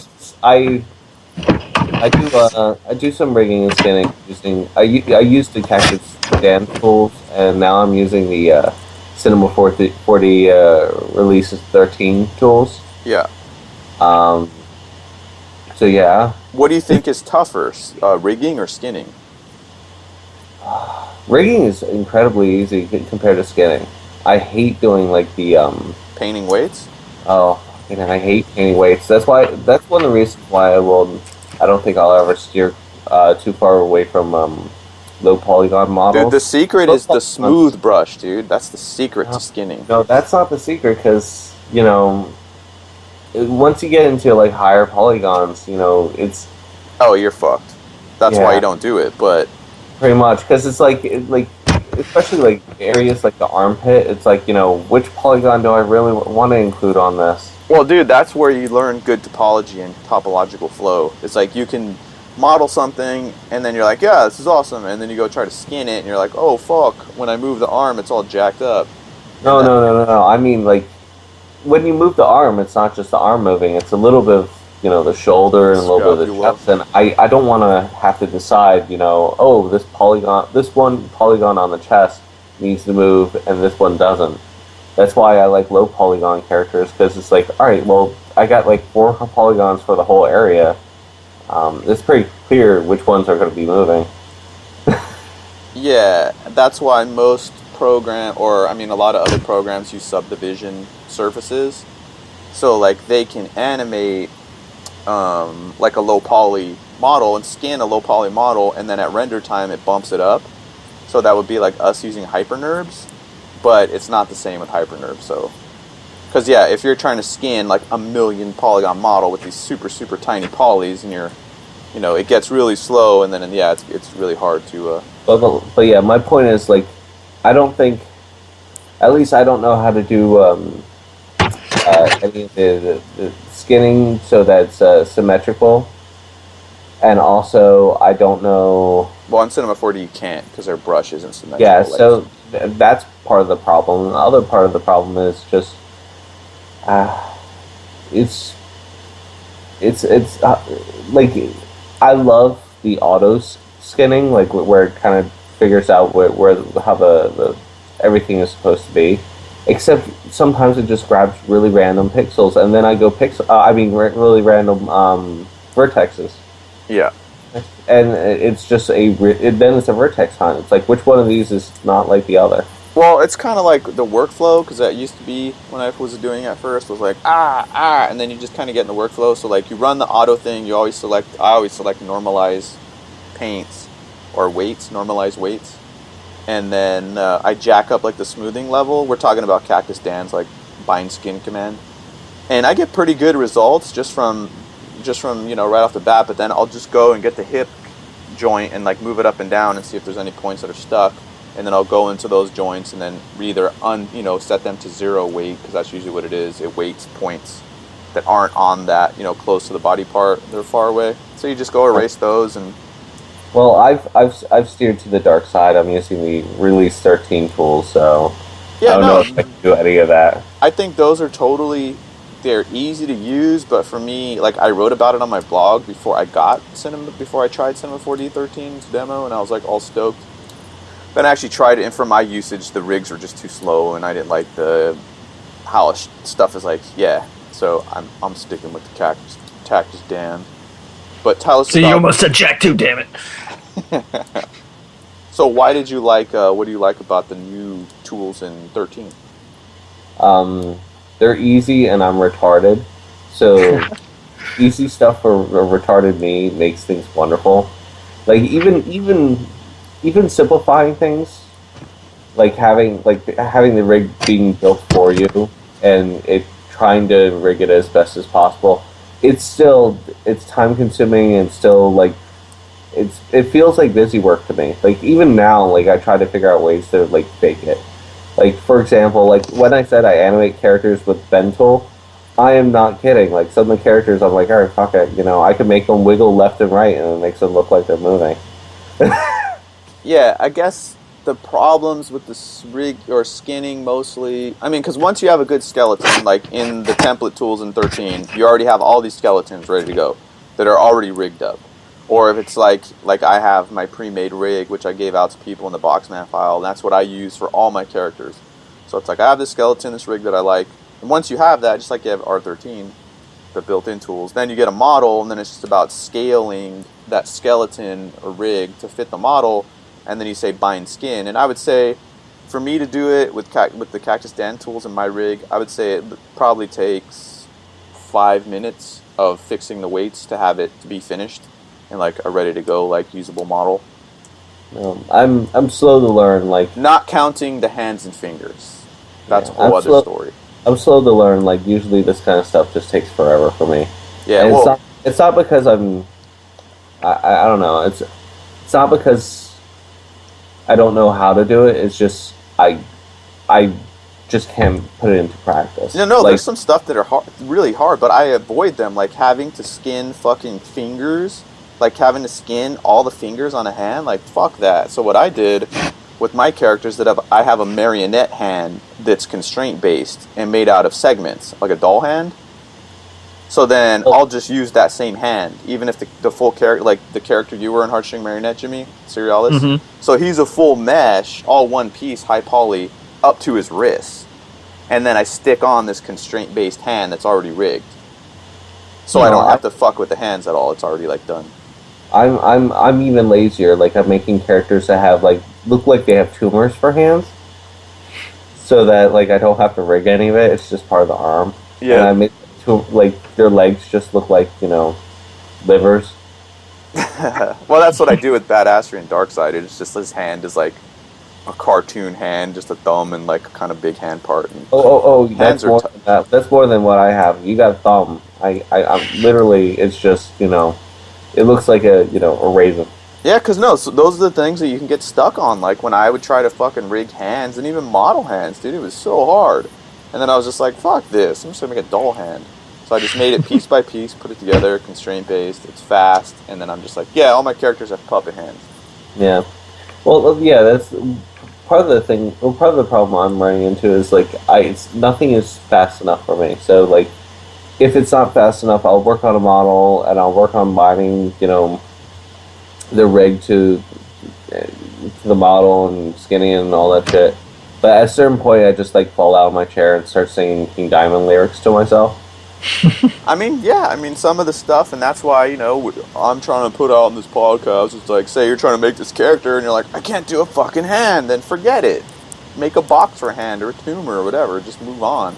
Well, my point, I guess my point to everyone that's listening is, even, I don't know about you guys, but even me, I just, at some point, I just kind of feel like it's just too hard, and I kind of just fall apart.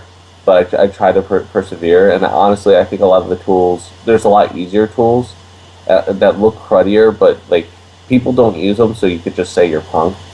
For example, I think I keep on pimping MS Paint, but honestly, I don't see many shorts out there that are cool using MS Paint, and the ones that are cool look even especially more cool because they're using tools that nobody should be using. Yeah. Or take your Game Boy, camera and animate with that shit. Or, there was what the fuck is that? Inchworm for, yeah, I use that in Heartstring Marionette, actually, for the clown. Yeah, there's so many tools out there that are just... You don't necessarily have to go with something that has the steepest learning curve. You could just go with something that not everyone will think, oh, I could make, a short film out of this. Because it's kiddie, Yeah, I mean, I guess that's a wall that everybody hits, and that's the thing with 3D animation is with 2D, it's it's an art. You're an artist, you're drawing. It's stop motion, yeah, sure, you're a craftsman and an artist because you're building models and little gears and sets. And then with 3D, it's you have to be a technical person. There's technical shit that's going to get in the way of your creativity. So it's I think it's one of the only form of animation where that technical shit, and I'm not talking about technical animation, I just mean technical, computers and software and shit, right? Mm-hmm. That makes it different from the other forms of animation, and that can be a big hurdle depending on, one thing I'm kind of thinking about doing since I'm so impatient is going to the thrift store and buying a bunch of broken toys and putting green painted wooden dowels on them and just animating them in front of a green screen and just compositing them together and be like, all right, there's my short film. It's a bunch of, fucked up toys moving because I, butchered them and now I'm puppeting them one piece at a time. Yeah, there was actually an After Effects book. It's by Chris and Trish Meyer. It's old now. I don't remember if it's called. It's not After Effects Apprentice. It was this book that they wrote that was different studios showing their work process, and there was one in there for this Mexican beer commercial where they did that. They had puppets on sticks in front of the green screen. Well, yeah, there's this guy, and I learned a lot that I use in We Are the Strange from reading that book or that chapter. There's this guy named Rob Schraub, Schrab, who does that. He takes broken toys or he makes puppets out of cardboard or whatever and puts it in front of green screen and animates it just kind of moving it with a stick, or if it's a toy and it has a mechanism in it, you find some way to kind of make that part of the motion of whatever the character is. And oddly enough, it's found its way into stuff that's actually on TV. People don't think about oh, well, he just took a broken toy and puppet it in front of green screen. people are like, oh, that looks cool. Like his stuff was on the he directed some of the Sarah Silverman program, and a lot of his animations were on it. And all he was doing was just taking toys and like throwing them on the green screen. He wasn't doing anything like particularly different. And what's his name again? Rob Schraub. Schraub. Okay, I'm gonna write that down. I want to check that out. Yeah, it just depends. You know, we all have different ideas and aspirations as far as visuals and techniques and how big we want our worlds to be and what they can do. But, you know, I guess I just want to keep on pointing out, because we like to talk about the technical stuff and about like high polygon versus low polygon, but you know, not everyone is going to be playing with, you know, Cinema 4D, and I would like everyone to know, like, you just grab whatever you have and whatever means necessary and make a film. Like, you could just take your, you know, your camera, your phone, make a film with that, and, you know, using free tools, make it look fucked up if you want to make it look fucked up. Yeah, I guess, you know, I'm just speaking, you know, that's what's kind of, I think, that's what's great about the show. Well, yeah, well, we've all been doing stuff for different periods of time and at different experience levels, and, you know. Yeah, I'm just stopping your elite ways, and you're such a elite. Because if you look back, my polygon counts and my cactus Dan, and I'm sitting here. M. Dictator.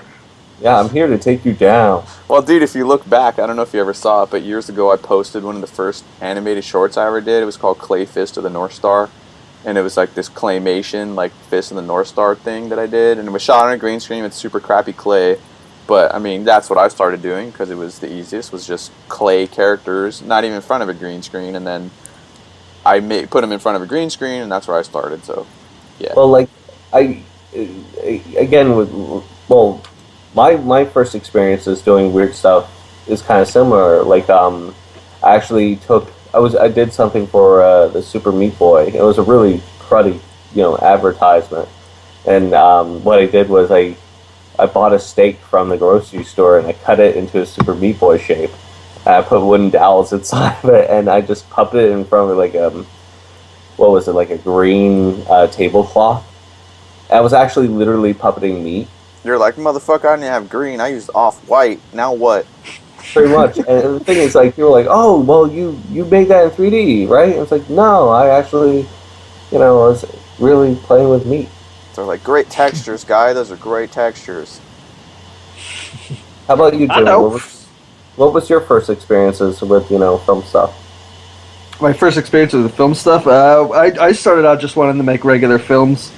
So I think when I was like 17, 16 years old, something like that, I finally talked my mom into buying me some sort of camera, and it was like just a standard VHS-C camera. And we just me and my friends just made movies in the yard.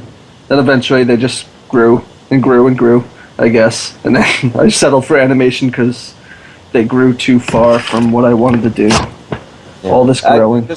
I think it's. I know when I first got into, you know, film stuff.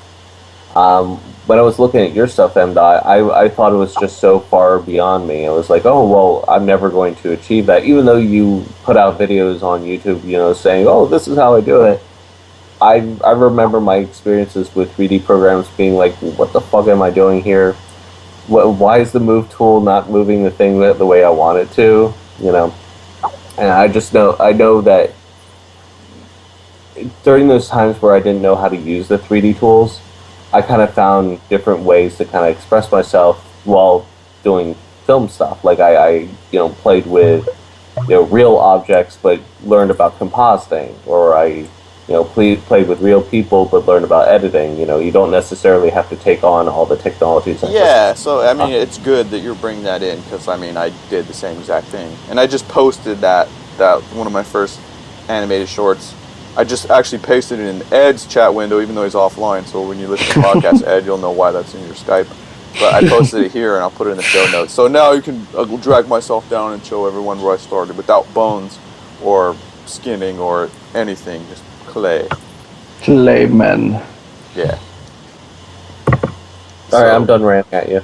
Oh, you are?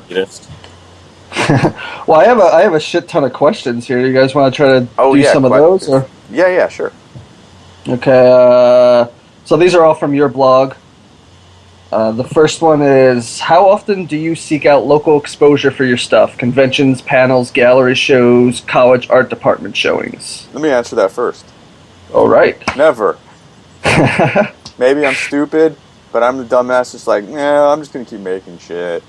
When I'm dead, like, then after 500 years, people are like, oh, this is alright. Back to Skynet. But yeah, I never do ever. I've done an art show once. I did just some paintings I do. I'm not a great painter or anything. I just do it for fun. I did that one time. I've gone to conventions a couple times and gotten tables and sold our films at them. Sometimes it went pretty good and people would come back and respond to them, but that's about it for me. What about you, James? I haven't done anything worth showing other than commercial work, so I really had no way to, like, I'm not going to go to, I'm not going to go to a theater and be like, hey, look at my commercial. And honestly, you're doing it wrong, James. You should already have 1 million Twitter followers and, like, everything. Well, the thing is, like, I've done a lot of stuff that I just didn't think was worth showing, so I have it in, a box somewhere. Yeah. I looked at, though, like, some dude hit me up, some guy I talked to a couple times online, and he's like, dude, you should totally go to Comic-Con, blah, blah, blah. So I was like, okay, let me look. And it was like $700 for a table. And I was like, okay, oh, then plus hotel, plus, I don't think I can do that.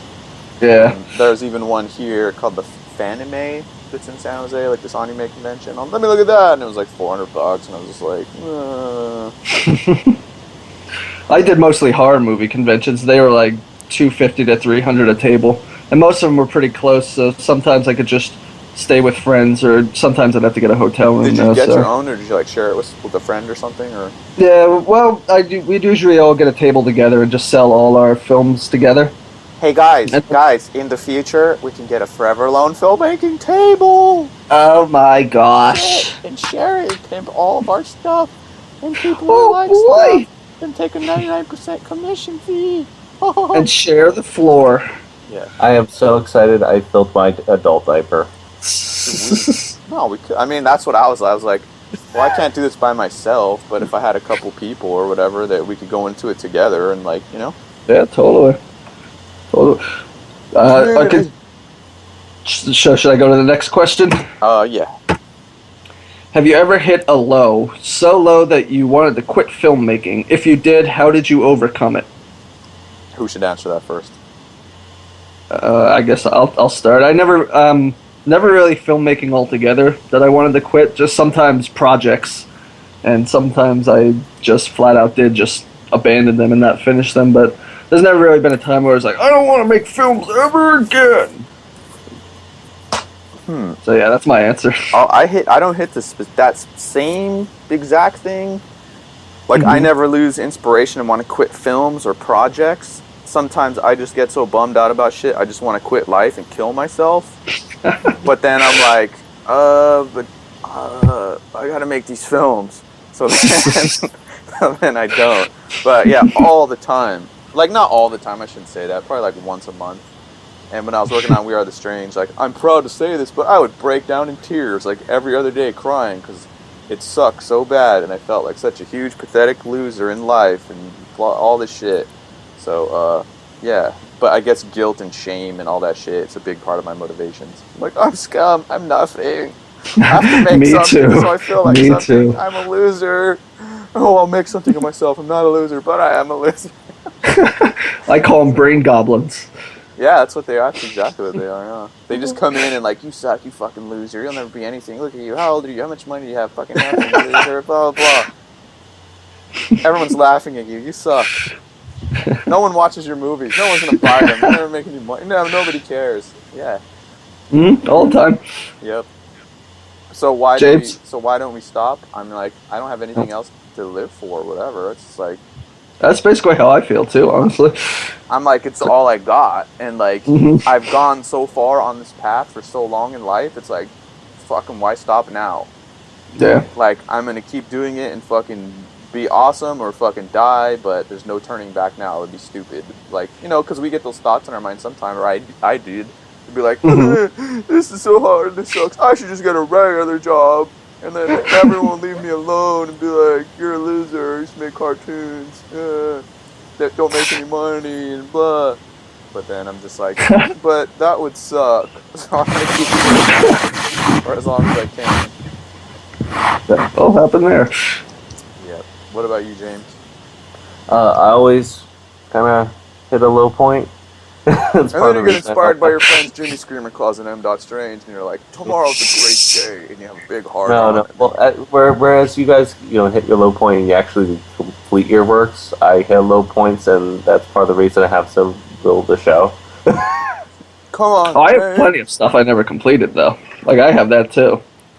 Yeah, but honestly, you look at my YouTube channel, it's mostly just commercial shit, and that's only because it's like, oh, this guy gave me money, so I would feel really shitty if I didn't finish this. Mm. Yeah, come on, James, and I'm sure you have some buddy named M. Strange who tries to give you pep talks on AIM sometimes. He's like, come on, guy. Show me that smile. And you're like, you're making me more depressed. Fuck you. Come on, big guy. And I'm like, I'm gonna go get drunk. Forget you then. Bye. You pretty much reenacted all of our conversations. But I mean, it's hard because the whole world is like, unless you're Hollywood or fucking Pixar or whatever, it's like, you suck, you're a loser. Go work for someone else, or you get that, like. Well, see, that's the thing for me is I'm pretty much completely useless at anything else other than making my specific movies. Yeah, me too. Like, I don't know what else I could possibly, like, I don't know how I can contribute to society, really. I wouldn't be able to. Yeah, like, if someone hired me to be an animator, I guess I could do that, or maybe I couldn't. I don't even know. But it's like, I don't know. Or people. Sometimes I've been lucky, like Mindless Self-Indulgence or Jimmy Urine has thrown me some cool gigs, or doing some stuff. But then when people hit me up to like do music videos, whatever, it's like they want to pay me like $200 to do a fucking 4-minute fully animated video, and I'm just like, yeah, okay. So Yeah. Well, the next question is actually kind of the polar opposite. I hope it's not as depressing as that one. It's the polar opposite. It's what's your best moment so far in filmmaking? Huh. Best moment. I mean, I guess mine would be just completing and releasing my film. I guess that was my best moment so far. I'm gonna make it all emotional. My best moment so far was the coolest thing I ever got out of filmmaking. There's a shitload of them, but one of them that really was like, whoa, was in 2007. We Are the Strangers showing in Warsaw, Poland. Thanks to my homie Jacek out there who set it up. But so we screened it, and they just played the DVD and it didn't look awesome, whatever. And most of the people are like, yeah, I don't get it. It was too long, whatever. What is this? Because in Poland, in the theater, at least in this theater, when they do a Q&A, they don't wait for people to ask questions. They just walk around and stick a mic in people's faces and go, so what did you think? Right? That's awesome. There was this older dude sitting in front, and he's speaking in Polish, and they translated, but pretty much it was right next to the University of Warsaw, and this dude said he was a music teacher, right? Mm-hmm. And he said that his whole life he's always thought in colors or seen emotions in colors or something like that. And then the dude started crying, and he said that a film never spoke to him in his language before he saw this one. Wow. Which was in colors or some weird thing, and he was crying, and I was like, whoa, that's awesome. So yeah, that's cool. That was probably one of my cooler moments. But I would say too, I don't know what you think about it, Jimmy or James, but my best moments are always finishing an awesome shot and then looking at it and being like, yeah. Those are always little greatest moments, the next shot you do that's great, those gives you those yes, pick me up, give me little pick me ups when I'm working. Because when it's done, I don't know, when you watch it and it's done or you share it, it's I'm usually so oh fuck, is it good? Did I fuck it up? Is this or that? So I can't really enjoy that. Mm-hmm. But when it's just me in here with my shots, and it's yes. So yeah, mine's more just completing. It's just oh, it's over, finally. Yeah. Mine is completing it as well. It's having a really good shit where you're shaking afterwards. You got the sweats. Wait, did you just compare our greatest moments of filmmaking to shitting? Yes. Shame. James, you haven't lived. We're gonna put you on hold. Because me and Jimmy are fine gentlemen who would never talk about it. I never shit, damn it. Yeah, I don't shit. I had shit removed from me. Oh, I excrete, okay? Shitting feels too good and I don't deserve it. Until I complete this shot, god damn it. But I would say, yeah, like, you know, yeah, those shots. I think those are the coolest moments for me, like, all the time. Because, I mean, how often do you get to screen your movie in a place? Like, that's like with the new movie, which isn't done yet. I'm like, where are we going to play it? I don't know. Where? Oh, so, you know. And our double feature, damn it. Oh, yeah. That's something that we discussed, not in depth in the past, but I don't know, what do people think about that? We're like, yeah, what if we did a double feature with Heartstring Marionette, with Where the Dead Go to Die, touring around the U.S. and the world with Jimmy Screamaclaws, with an intro film by James Id. Whoa! Like his Worlds short collided. film in front of it. Whoa. Wait, you're committing me to do an intro film? Or Shut up, a James, short you're not film even- that's at the, I you know, can't we deal play. with this. This is too much pressure. Oh, God. James, you need to be on more drugs. James, come over, I'll help you. What was the next question? Have any of you ever seen Kin Daza Daza? It's one of my top 10 movies of all time. It's this Russian cyberpunk movie from the 80s, but it's more like Rust Punk, ? It's awesome. I highly suggest it. I've never seen it. I've never heard of it. It sounds familiar. I watched a ton of, like, old Russian animation on YouTube, but I don't remember. What's it called? How do you spell it? Yeah. I pasted it into our little secret chat. Okay. And it's, for people listening, it's Kin, Kin, DZA, DZA. Because I saw a bunch, like on YouTube, there's a bunch of really, like, trippy, like, dark, like, post-apocalyptic Russian animations with, like, robots and weird sci-fi shit that were really awesome. I can't rattle off any of the names or whatever, but if you just look like weird Russian animation or sci-fi Russian animation on YouTube, you find them. But no, I don't think I've ever seen this, so this would be something I'll watch. Are you guys gonna watch it? I guess, sure. I think it's live action. I'm looking at it on IMDb. Yeah, the one I found is live action too on Google Video. Here, I'll post it. I wonder if this did he say it was animated or live action? He didn't really say. It just says his top 10 favorite movies from the 80s. Cyberpunk. Okay. Hey, but I did watch Bad Boy Bubby. Did you like that? Yeah, dude, I thought it was awesome. I gave it to Endika too. I was like, hey, watch this. Jimmy Screamaclaw said it's legitimate. This dude fucks his mom for half the movie. Fucking watch it. But yeah, and I watched Official Rejection, or the first 20 minutes. Yeah. Where the guys are like, we're so great. Our movie is awesome. And it has hot sex and action. And it's great. And they rejected it. So they must be fucking retarded because we're awesome. The thing that's funny about it to me, it's just all this backwards information. That's just what's so funny to me about it. Like, it's just supposed to be this educational DVD or whatever, but it's just all this backwards, weird information. Like, you should send them blank DVDs so they call you. And she's like, the fuck are you talking about? It's like, if you touch a girl's ankle with your bare hands, she'll do it with you. You know, like, oh, wow. I know, like, there's that part where, like, they hand out this flyer to this random kid at some college, and then he shows up for the movie at 3 separate festivals. It's like, get the fuck out. No way. That didn't happen. Fuck you. They're like, look, the kids love us. The kids love us. Like, that shit did not. And there's a part where he's doing a Q&A, and they're like, he's like, yeah, we illegally shot this in the parking lot. We almost got nabbed by the cops. It's like, no, you fucking didn't. What cops? Who? They're like, what cops were in the parking lot? Stood up in the Q&A, and they're like, I mean, I really feel strongly, but this is a better film than Citizen Kane. So yeah, hopefully people went and checked out some of the movies that we thought. I'm gonna make Official Rejection like a cult hit accidentally. Yeah, anyway, next question. What's the biggest misconception about filmmaking, and how did you learn it? For me, I would say assuming that anybody gives a fuck. So when you're making your film, like putting shots in or scenes or things happening, you assume people give a fuck as to what's happening on screen. Like, if nothing's going on or if it's not, you think people would be like yeah, well, wow, look at this scenery, or look at this shot. This is a great shot. Or they're just going to be able to piece a story together because they care so much. Like, nobody gives a fuck. And you have to realize that when making it, that nobody gives a fuck. So you have to work extra hard to make it compelling or to put shit into it that's interesting.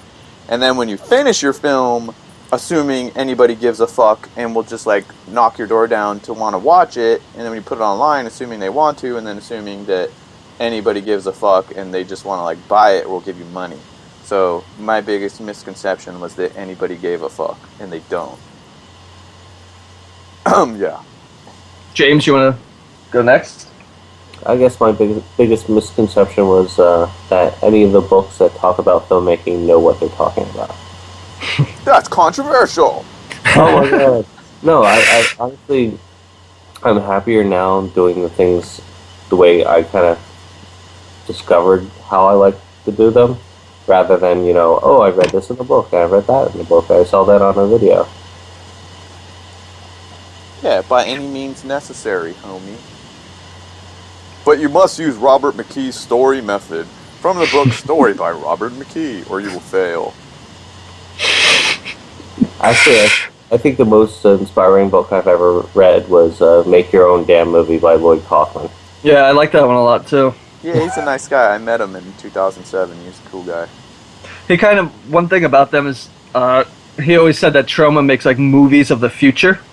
And that kind of always kind of stuck with me. It's like, we always just try to make movies of the future. Movies you'd see in the future, not in the past. So that's kind of been one of my philosophies too. But I guess one of my biggest misconceptions about filmmaking was just kind of like, I think at first I felt like you almost needed permission. Like, you're not allowed to make a film until somebody tells you you are. And that was kind of my misconception. Like, wait, I can do that, can't I? I am allowed. I'm not stupid. Well, and it proves, dude, like when I saw the first short or whatever you did, I thought you'd been doing it for a while already. Mm-hmm. And then on this podcast, I mean, that was my first animated short. Well, even that. Mm-hmm. I was like, oh, this guy's been doing this stuff for a while already. Been doing animation. Like, okay. So we can just fool everybody. We could just trick them all. So I'm trying to trick them into thinking I'm a movie studio. Oh yeah, we got 50 workers and big budget. Yeah. It's not just me and my cat.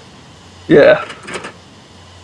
Okay, next question is, what kinds of legal stuff do you need to go through to copyright your films / characters / all that? I mean, I think you just have to basically go through the copyright office, don't you? I don't even think it's that much. I think it was like it's 50 $35 or something, $50 to copyright the movie. You can copyright your screenplay. As far as characters and all that shit, then you're talking about trademarks. And then that gets into like $4,000 or $5,000 just for the U.S. for each thing. So for us as people with no money, individual, you know, whatever, that's, for me, I looked into it and I was like, okay, no. When I hit it big or something, then maybe I could do it. But copyrights are affordable, and you can copyright written works, your actual film, music, stuff like that. But characters and logos and shit, that's trademarks, and that's too expensive for my financial standing. But I mean, if someone wanted to rip you off, you're just smart about it. It's like, you know, that's why I know a lot of people like, you need to get feedback on your scripts and on your ideas and on your characters and all this shit. But you know, today with the internet, it's like, you got to be careful. Like, you post your stuff. You know, there's a lot of people I see like, this idea for this film, and they'll post it on some forum, and it's like, dude, you're pretty much giving your idea away for free. So like, be careful. You know, for me, I'd rather, because that's one thing I pride myself on, is having my own ideas, my own little things or stuff I come up with. So, I mean, other than copywriting them, you should keep the stuff secret or whatever that you want to surprise people with. Because in today's, like, did you guys, and maybe this, you never saw it, but did you ever see this Rust Boy movie that never got made? What is it, Rust Boy? Yeah, it's really old, from like 2002, and it was this guy who was making this 3D movie by himself, a short film called Rust Boy about this robot. So he built this website, and like it wasn't finished, and made like a teaser trailer, and had all these making ofs and all this shit. And it took fucking years and years and years. The guy never finished it, right? But like 2 years in, some like fucking film student pretty much jacked his shit and made a finished film on it. And with the same looking robot, same kind of thing, and people were complaining about it, and the guy was like, oh, you fucking, but it's like, dude, it's, you know, you put it out there, someone's gonna do it. Yeah, And, idea thieves. That's what they're. you know, so that's why it's something I'm always freaking out on Indica about. I was like, dude, we put our ideas for Heartstring Marionette out there already. Someone could be doing it right now. That's why we gotta fucking put it out. And, you know, so I think that's probably more important than copywriting your stuff. And if people don't know the difference between, like, there's like the poor man's copyright, or you're protected by copyright as soon as you create something. That's true, but you will not be able to like go to court and get money if someone jacks your shit. You can like stop them, but you can't get any money. So when you copyright it, it's like allowing you to fucking sue people and get money. But I mean, I've never gone there. I don't want to go there, but just so y'all know. James, anything to add? No. Okay. We only have 3 more questions, but I can combine 2 of them into one. Okay. So basically, what makes an interesting character to you? What makes an interesting setting to you? Jimmy, why don't you answer that one first? As far as setting goes, I always just tried to make like just a kind of like a world you wouldn't see normally, just kind of like its own little place. Like just kind of just a weird little world that you wouldn't really be able to see anywhere else. I think that's kind of important. As far as character goes, I don't know. I don't really have any. I just kind of have to. You just kind of have to feel for them. I guess you got to find a way to make them relatable, so that people can live through them. What about you guys? James? As for a setting, I think settings that are easily digestible, where you can see what the purpose of everything is, but also kind of illuminates ideas on each of those purposes. Those are pretty cool. I know that sounds like complete bullshit, but a good example would probably be from the movie Forbidden Zone. There's nothing really What movie? extra in the sets in that movie. It's just, here's Wait, a what door, movie did you say? I didn't hear what movie you were saying. Oh, Forbidden Zone? Oh, Forbidden Zone. Okay. Yeah, I love that movie. Yeah, like, everything that's in the set is necessary, and if it's not necessary, it's, like, kind of drawn on the wall as just decoration. So it's like, oh, well, we don't need that many chairs in the room, let's just draw the extra chairs on the wall. Mm-hmm. So I guess settings that are really to the point. And as far as characters, I don't think I've really discovered what I like best in characters yet. I'm still kind of discovering that for myself. I guess for me, it depends what kind of film or project it is, but like for like a big movie or something, the settings that I like are ones that are interesting to me either because they're spooky, like terrifying or whatever, or usually has some edge like that. Like, I want to look at them, but I don't want to be there. Like some place, like some foggy fucking forest, it's like whatever, it's like, that looks awesome, some shit's gonna go down there, but it's so freaky or scary, like I don't want to be there. So those are the kind of places that I want to make, so that the setting itself kind of has its own character, so that even if you just filmed the set, you would be like, whoa, what the fuck is over there, or what's gonna go on, or something. So usually a set that has a kind of a life of its own, and that's why in Heartstring Marionette I've built a bunch of like these statues, and I like even like the statues have a progression where these statues are doing this. So like if you looked at the set, there would be like a story in the set. So like I'm trying to do that stuff, and then but for like badass or dark sided, it's like the set just serves a purpose. Like guy needs a bedroom, there's a bedroom, and I'm not. If I'm gonna add some shit easily that makes it creepy or whatever I do, but that's about it. And then for characters, I mean, the character like is the movie or is the short film, so it has to be a character, some character that has something powerful about them that they're outwardly expressing or that they're hiding. So a character that you see that you're like, oh, there's something more to them and I want to know what it is, or there's fucking too much to them and I want to see them die, or I want to see something. So I guess I'm just looking for like extremes in characters, and all that stuff just comes from real people. Like, I love fucking weirdos, like in real life. Like, if I see some weird dude like talking under his breath at a fucking group of like young girls or something, like I'll just like focus on that dude and like watch him and like write down the shit he's doing and saying, and like So whenever I see like fucking weird people or creeps or whatever, I always follow them and like fucking stalk them and like Creep the creepers. yeah, there was like this guy, me and my friend Sean Boyles, who did a bunch of stuff at We Are the Strange with me, and like we called him Helmet Man because he'd always wear this bike helmet, and he like come to this coffee shop and he so wanted to be social so bad, like he'd walk around with his laptop to like everyone and go like, hey, do you know what the password is? The Wi-Fi? You know what the password is? And they tell him, and he'd be like, okay. Then he'd go to the next table, hey, so are you getting a signal? I'm not getting a signal. And then we watched him go through the whole cafe and even go across the street to the McDonald's holding his laptop, asking people if they had a signal. And shit like that. So I'm just always watching people and like making notes, or like if I'm in an airport and there's this weird guy like pacing or some shit, like I'll write it down. So just fucking characters. You know, you want to fill your movie with characters. So I like characters. I couldn't make one with just like some normal dude or something. Unless he had some horrible secret that was going to come out of his colon and eat people. Well, the last question we have, you guys might have already answered this. I guess my question is kind of techie, but like, how do you personally create your textures?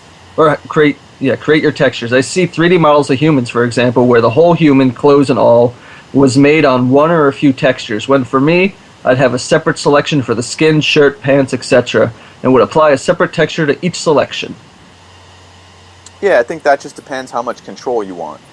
Of course, if you want to control everything, which I usually do too, is I have a different texture for everything else. But if I'm doing something quick and easy like Badass or Dark-Sided, then I just spray paint. Like in Cinema 4D and Body Paint or in ZBrush with Poly Paint, you can pretty much just spray paint over your model.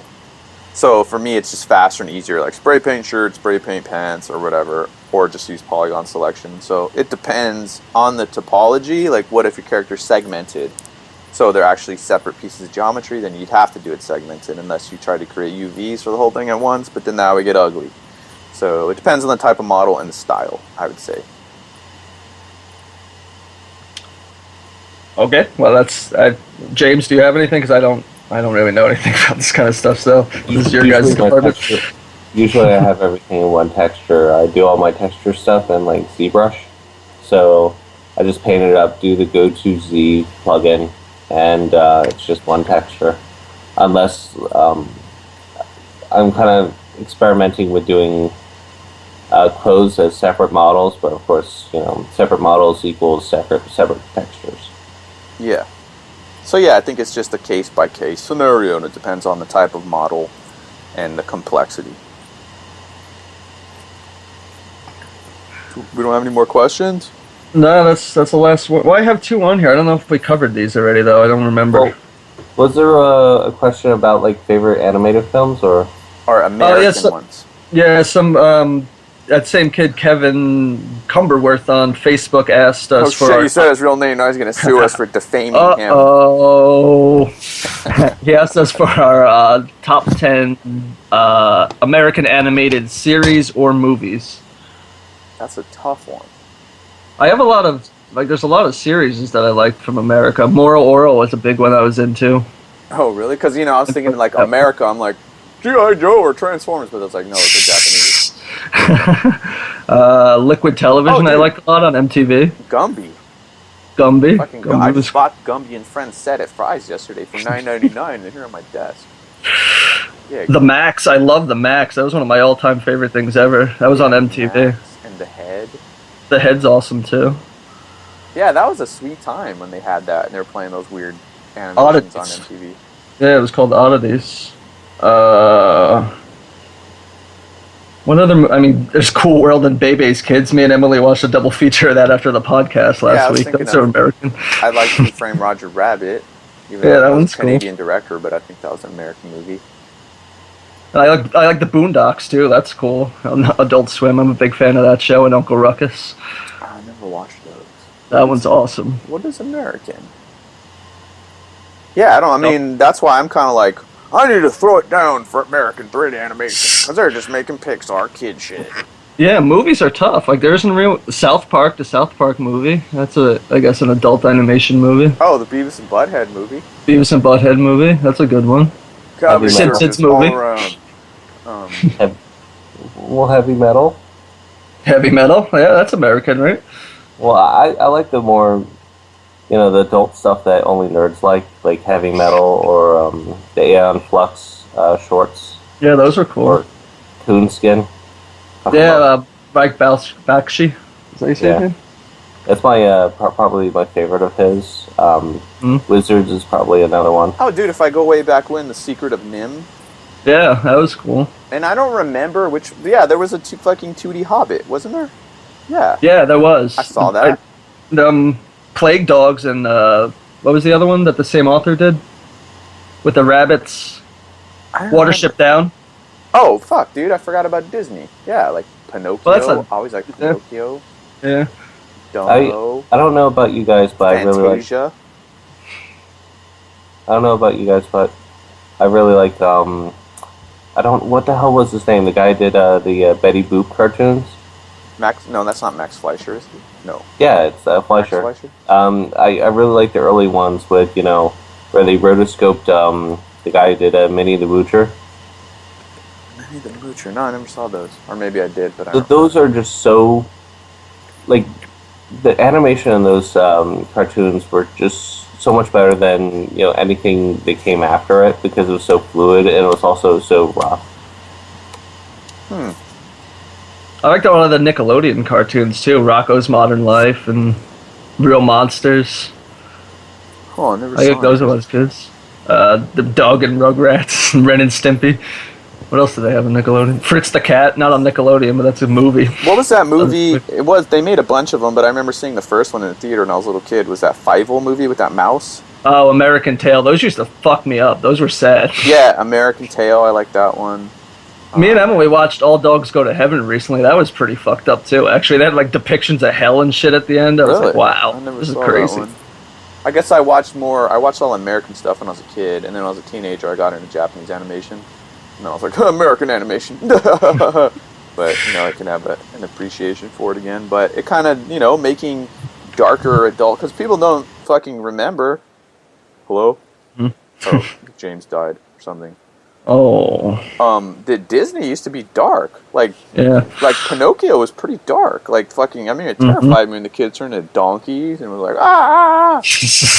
And yeah, they did have some weird moments in a lot of those movies. And they're not animation, but they made, like, the Black Hole, which was pretty dark, because they, like, go to hell in that, too. Remember when I was a little kid? That's not animated. And then there was Something Wicked This Way Comes, because we had the Disney Channel. And I remember I always liked the dark ones, like that one and the Black Hole. Those aren't animated, but... America! Well, you just reminded me, I really like Tron, and you can Tron's pretty animated. Dude, did you ever see the making of that? No. So, they were fucking animating in 3D with no viewport. And no timeline and no F-curves. All they had was like a dope sheet. So they were like, at time 0, this 3D model is going to be at X10. And then at time 200, it's going to be at X52, Y25. Like, they plotted the animation. Wow. They had no way to see it. And then they had to print the shit to film to watch it to see what it was. And they animated multiple models interacting and all that 3D in Tron like that. Isn't that fucking nuts? Wow. That is nuts. Yeah, dude. They pretty much just plotted it. Like, used math and, like, geometry and fucking... Yeah, so that's crazy. That was one of my favorite movies when I was a kid, too. I actually watched a couple good animation documentaries a couple days ago. They're older. I found them on some torrent site. Not that I go on those. Disclaimer clause. That's illegal. Someone owns that content. There was one that was a documentary about that the Spawn series that was on HBO, and they talked a lot about all the anime influences. It's called something like Anime Animation and Spawn. Yeah, that was cool. And I watched another one called Tuna-mentary, I think it was called. It was all about the MTV animation, all the Beavis and Buttheads and Liquid TV and Cartoon Sushi and all this. I know one of the coolest ones, too, is on Ghost in the Shell. Like, they came with that DVD that had a making of where I was like, oh, animation, whoa. Then it was like, I can't draw. Oh, I watched one called Shocked, too. That was really good. It was about Trey Parker and Matt Stone's Flash series, Princess. Did you ever hear of that? Yeah, I watched. Yeah. I just watched it like last year or something because someone brought it up. Yeah, they made a documentary about what happened with those, and it was pretty good. It was called Shocked. Oh, American animation. I don't even remember the names of all of them, but I was like, ever since I was a teenager, I went to the Spike and Mike Sick and Twisted Festival animation like every year. So that's where like Don Hertzfeld made his name, and actually that's where South Park was first on, and Beavis Oh, and they have, Butthead. doesn't he have his own thing too? The animation show? Him and Mike Judge were doing it, but I think they stopped. I haven't heard of it for like years and years. So Yeah, I remember those DVDs. yeah, they did that. That was like a continuation of Spike and Mike's, because Spike and Mike's just turned into like, let's show an ass, and it's good. And Yeah, I heard they went way downhill. yeah, actually, I submitted Keep It Real Dog to that animation I did 2005, and Spike and Mike's wanted to buy it or something, send me some contract, but I was all scared. I was like, I don't know what this means. I sent them Tainted Milk and Liquid Memories. I never heard anything back though. I don't think they really show anything that long anyway though, right? They're mostly like 5-minute movies. Yeah, they have to be like under something. But it went to shit. Like I remember the last time I saw it was when I was living in LA, and it was just like super disappointing. Because it used to be awesome. It was like midnights on like a Friday, and like hella people would go, and I'll go, no, Neck Joe, and yeah, it's great. And then it was like 10 years later or something, and they're still playing No Neck Joe, like the same ones, and you're just like, yeah. But I've seen so many 2D animators, like on YouTube, influenced by those films, like using them in the same music. Like I saw one there was one called Dirty Birdie, and at the end it had the song that went, ha ha ha ha ha ha, ho ho ho, and I saw it in some YouTube person's short, and I was like, that's Dirty Birdie.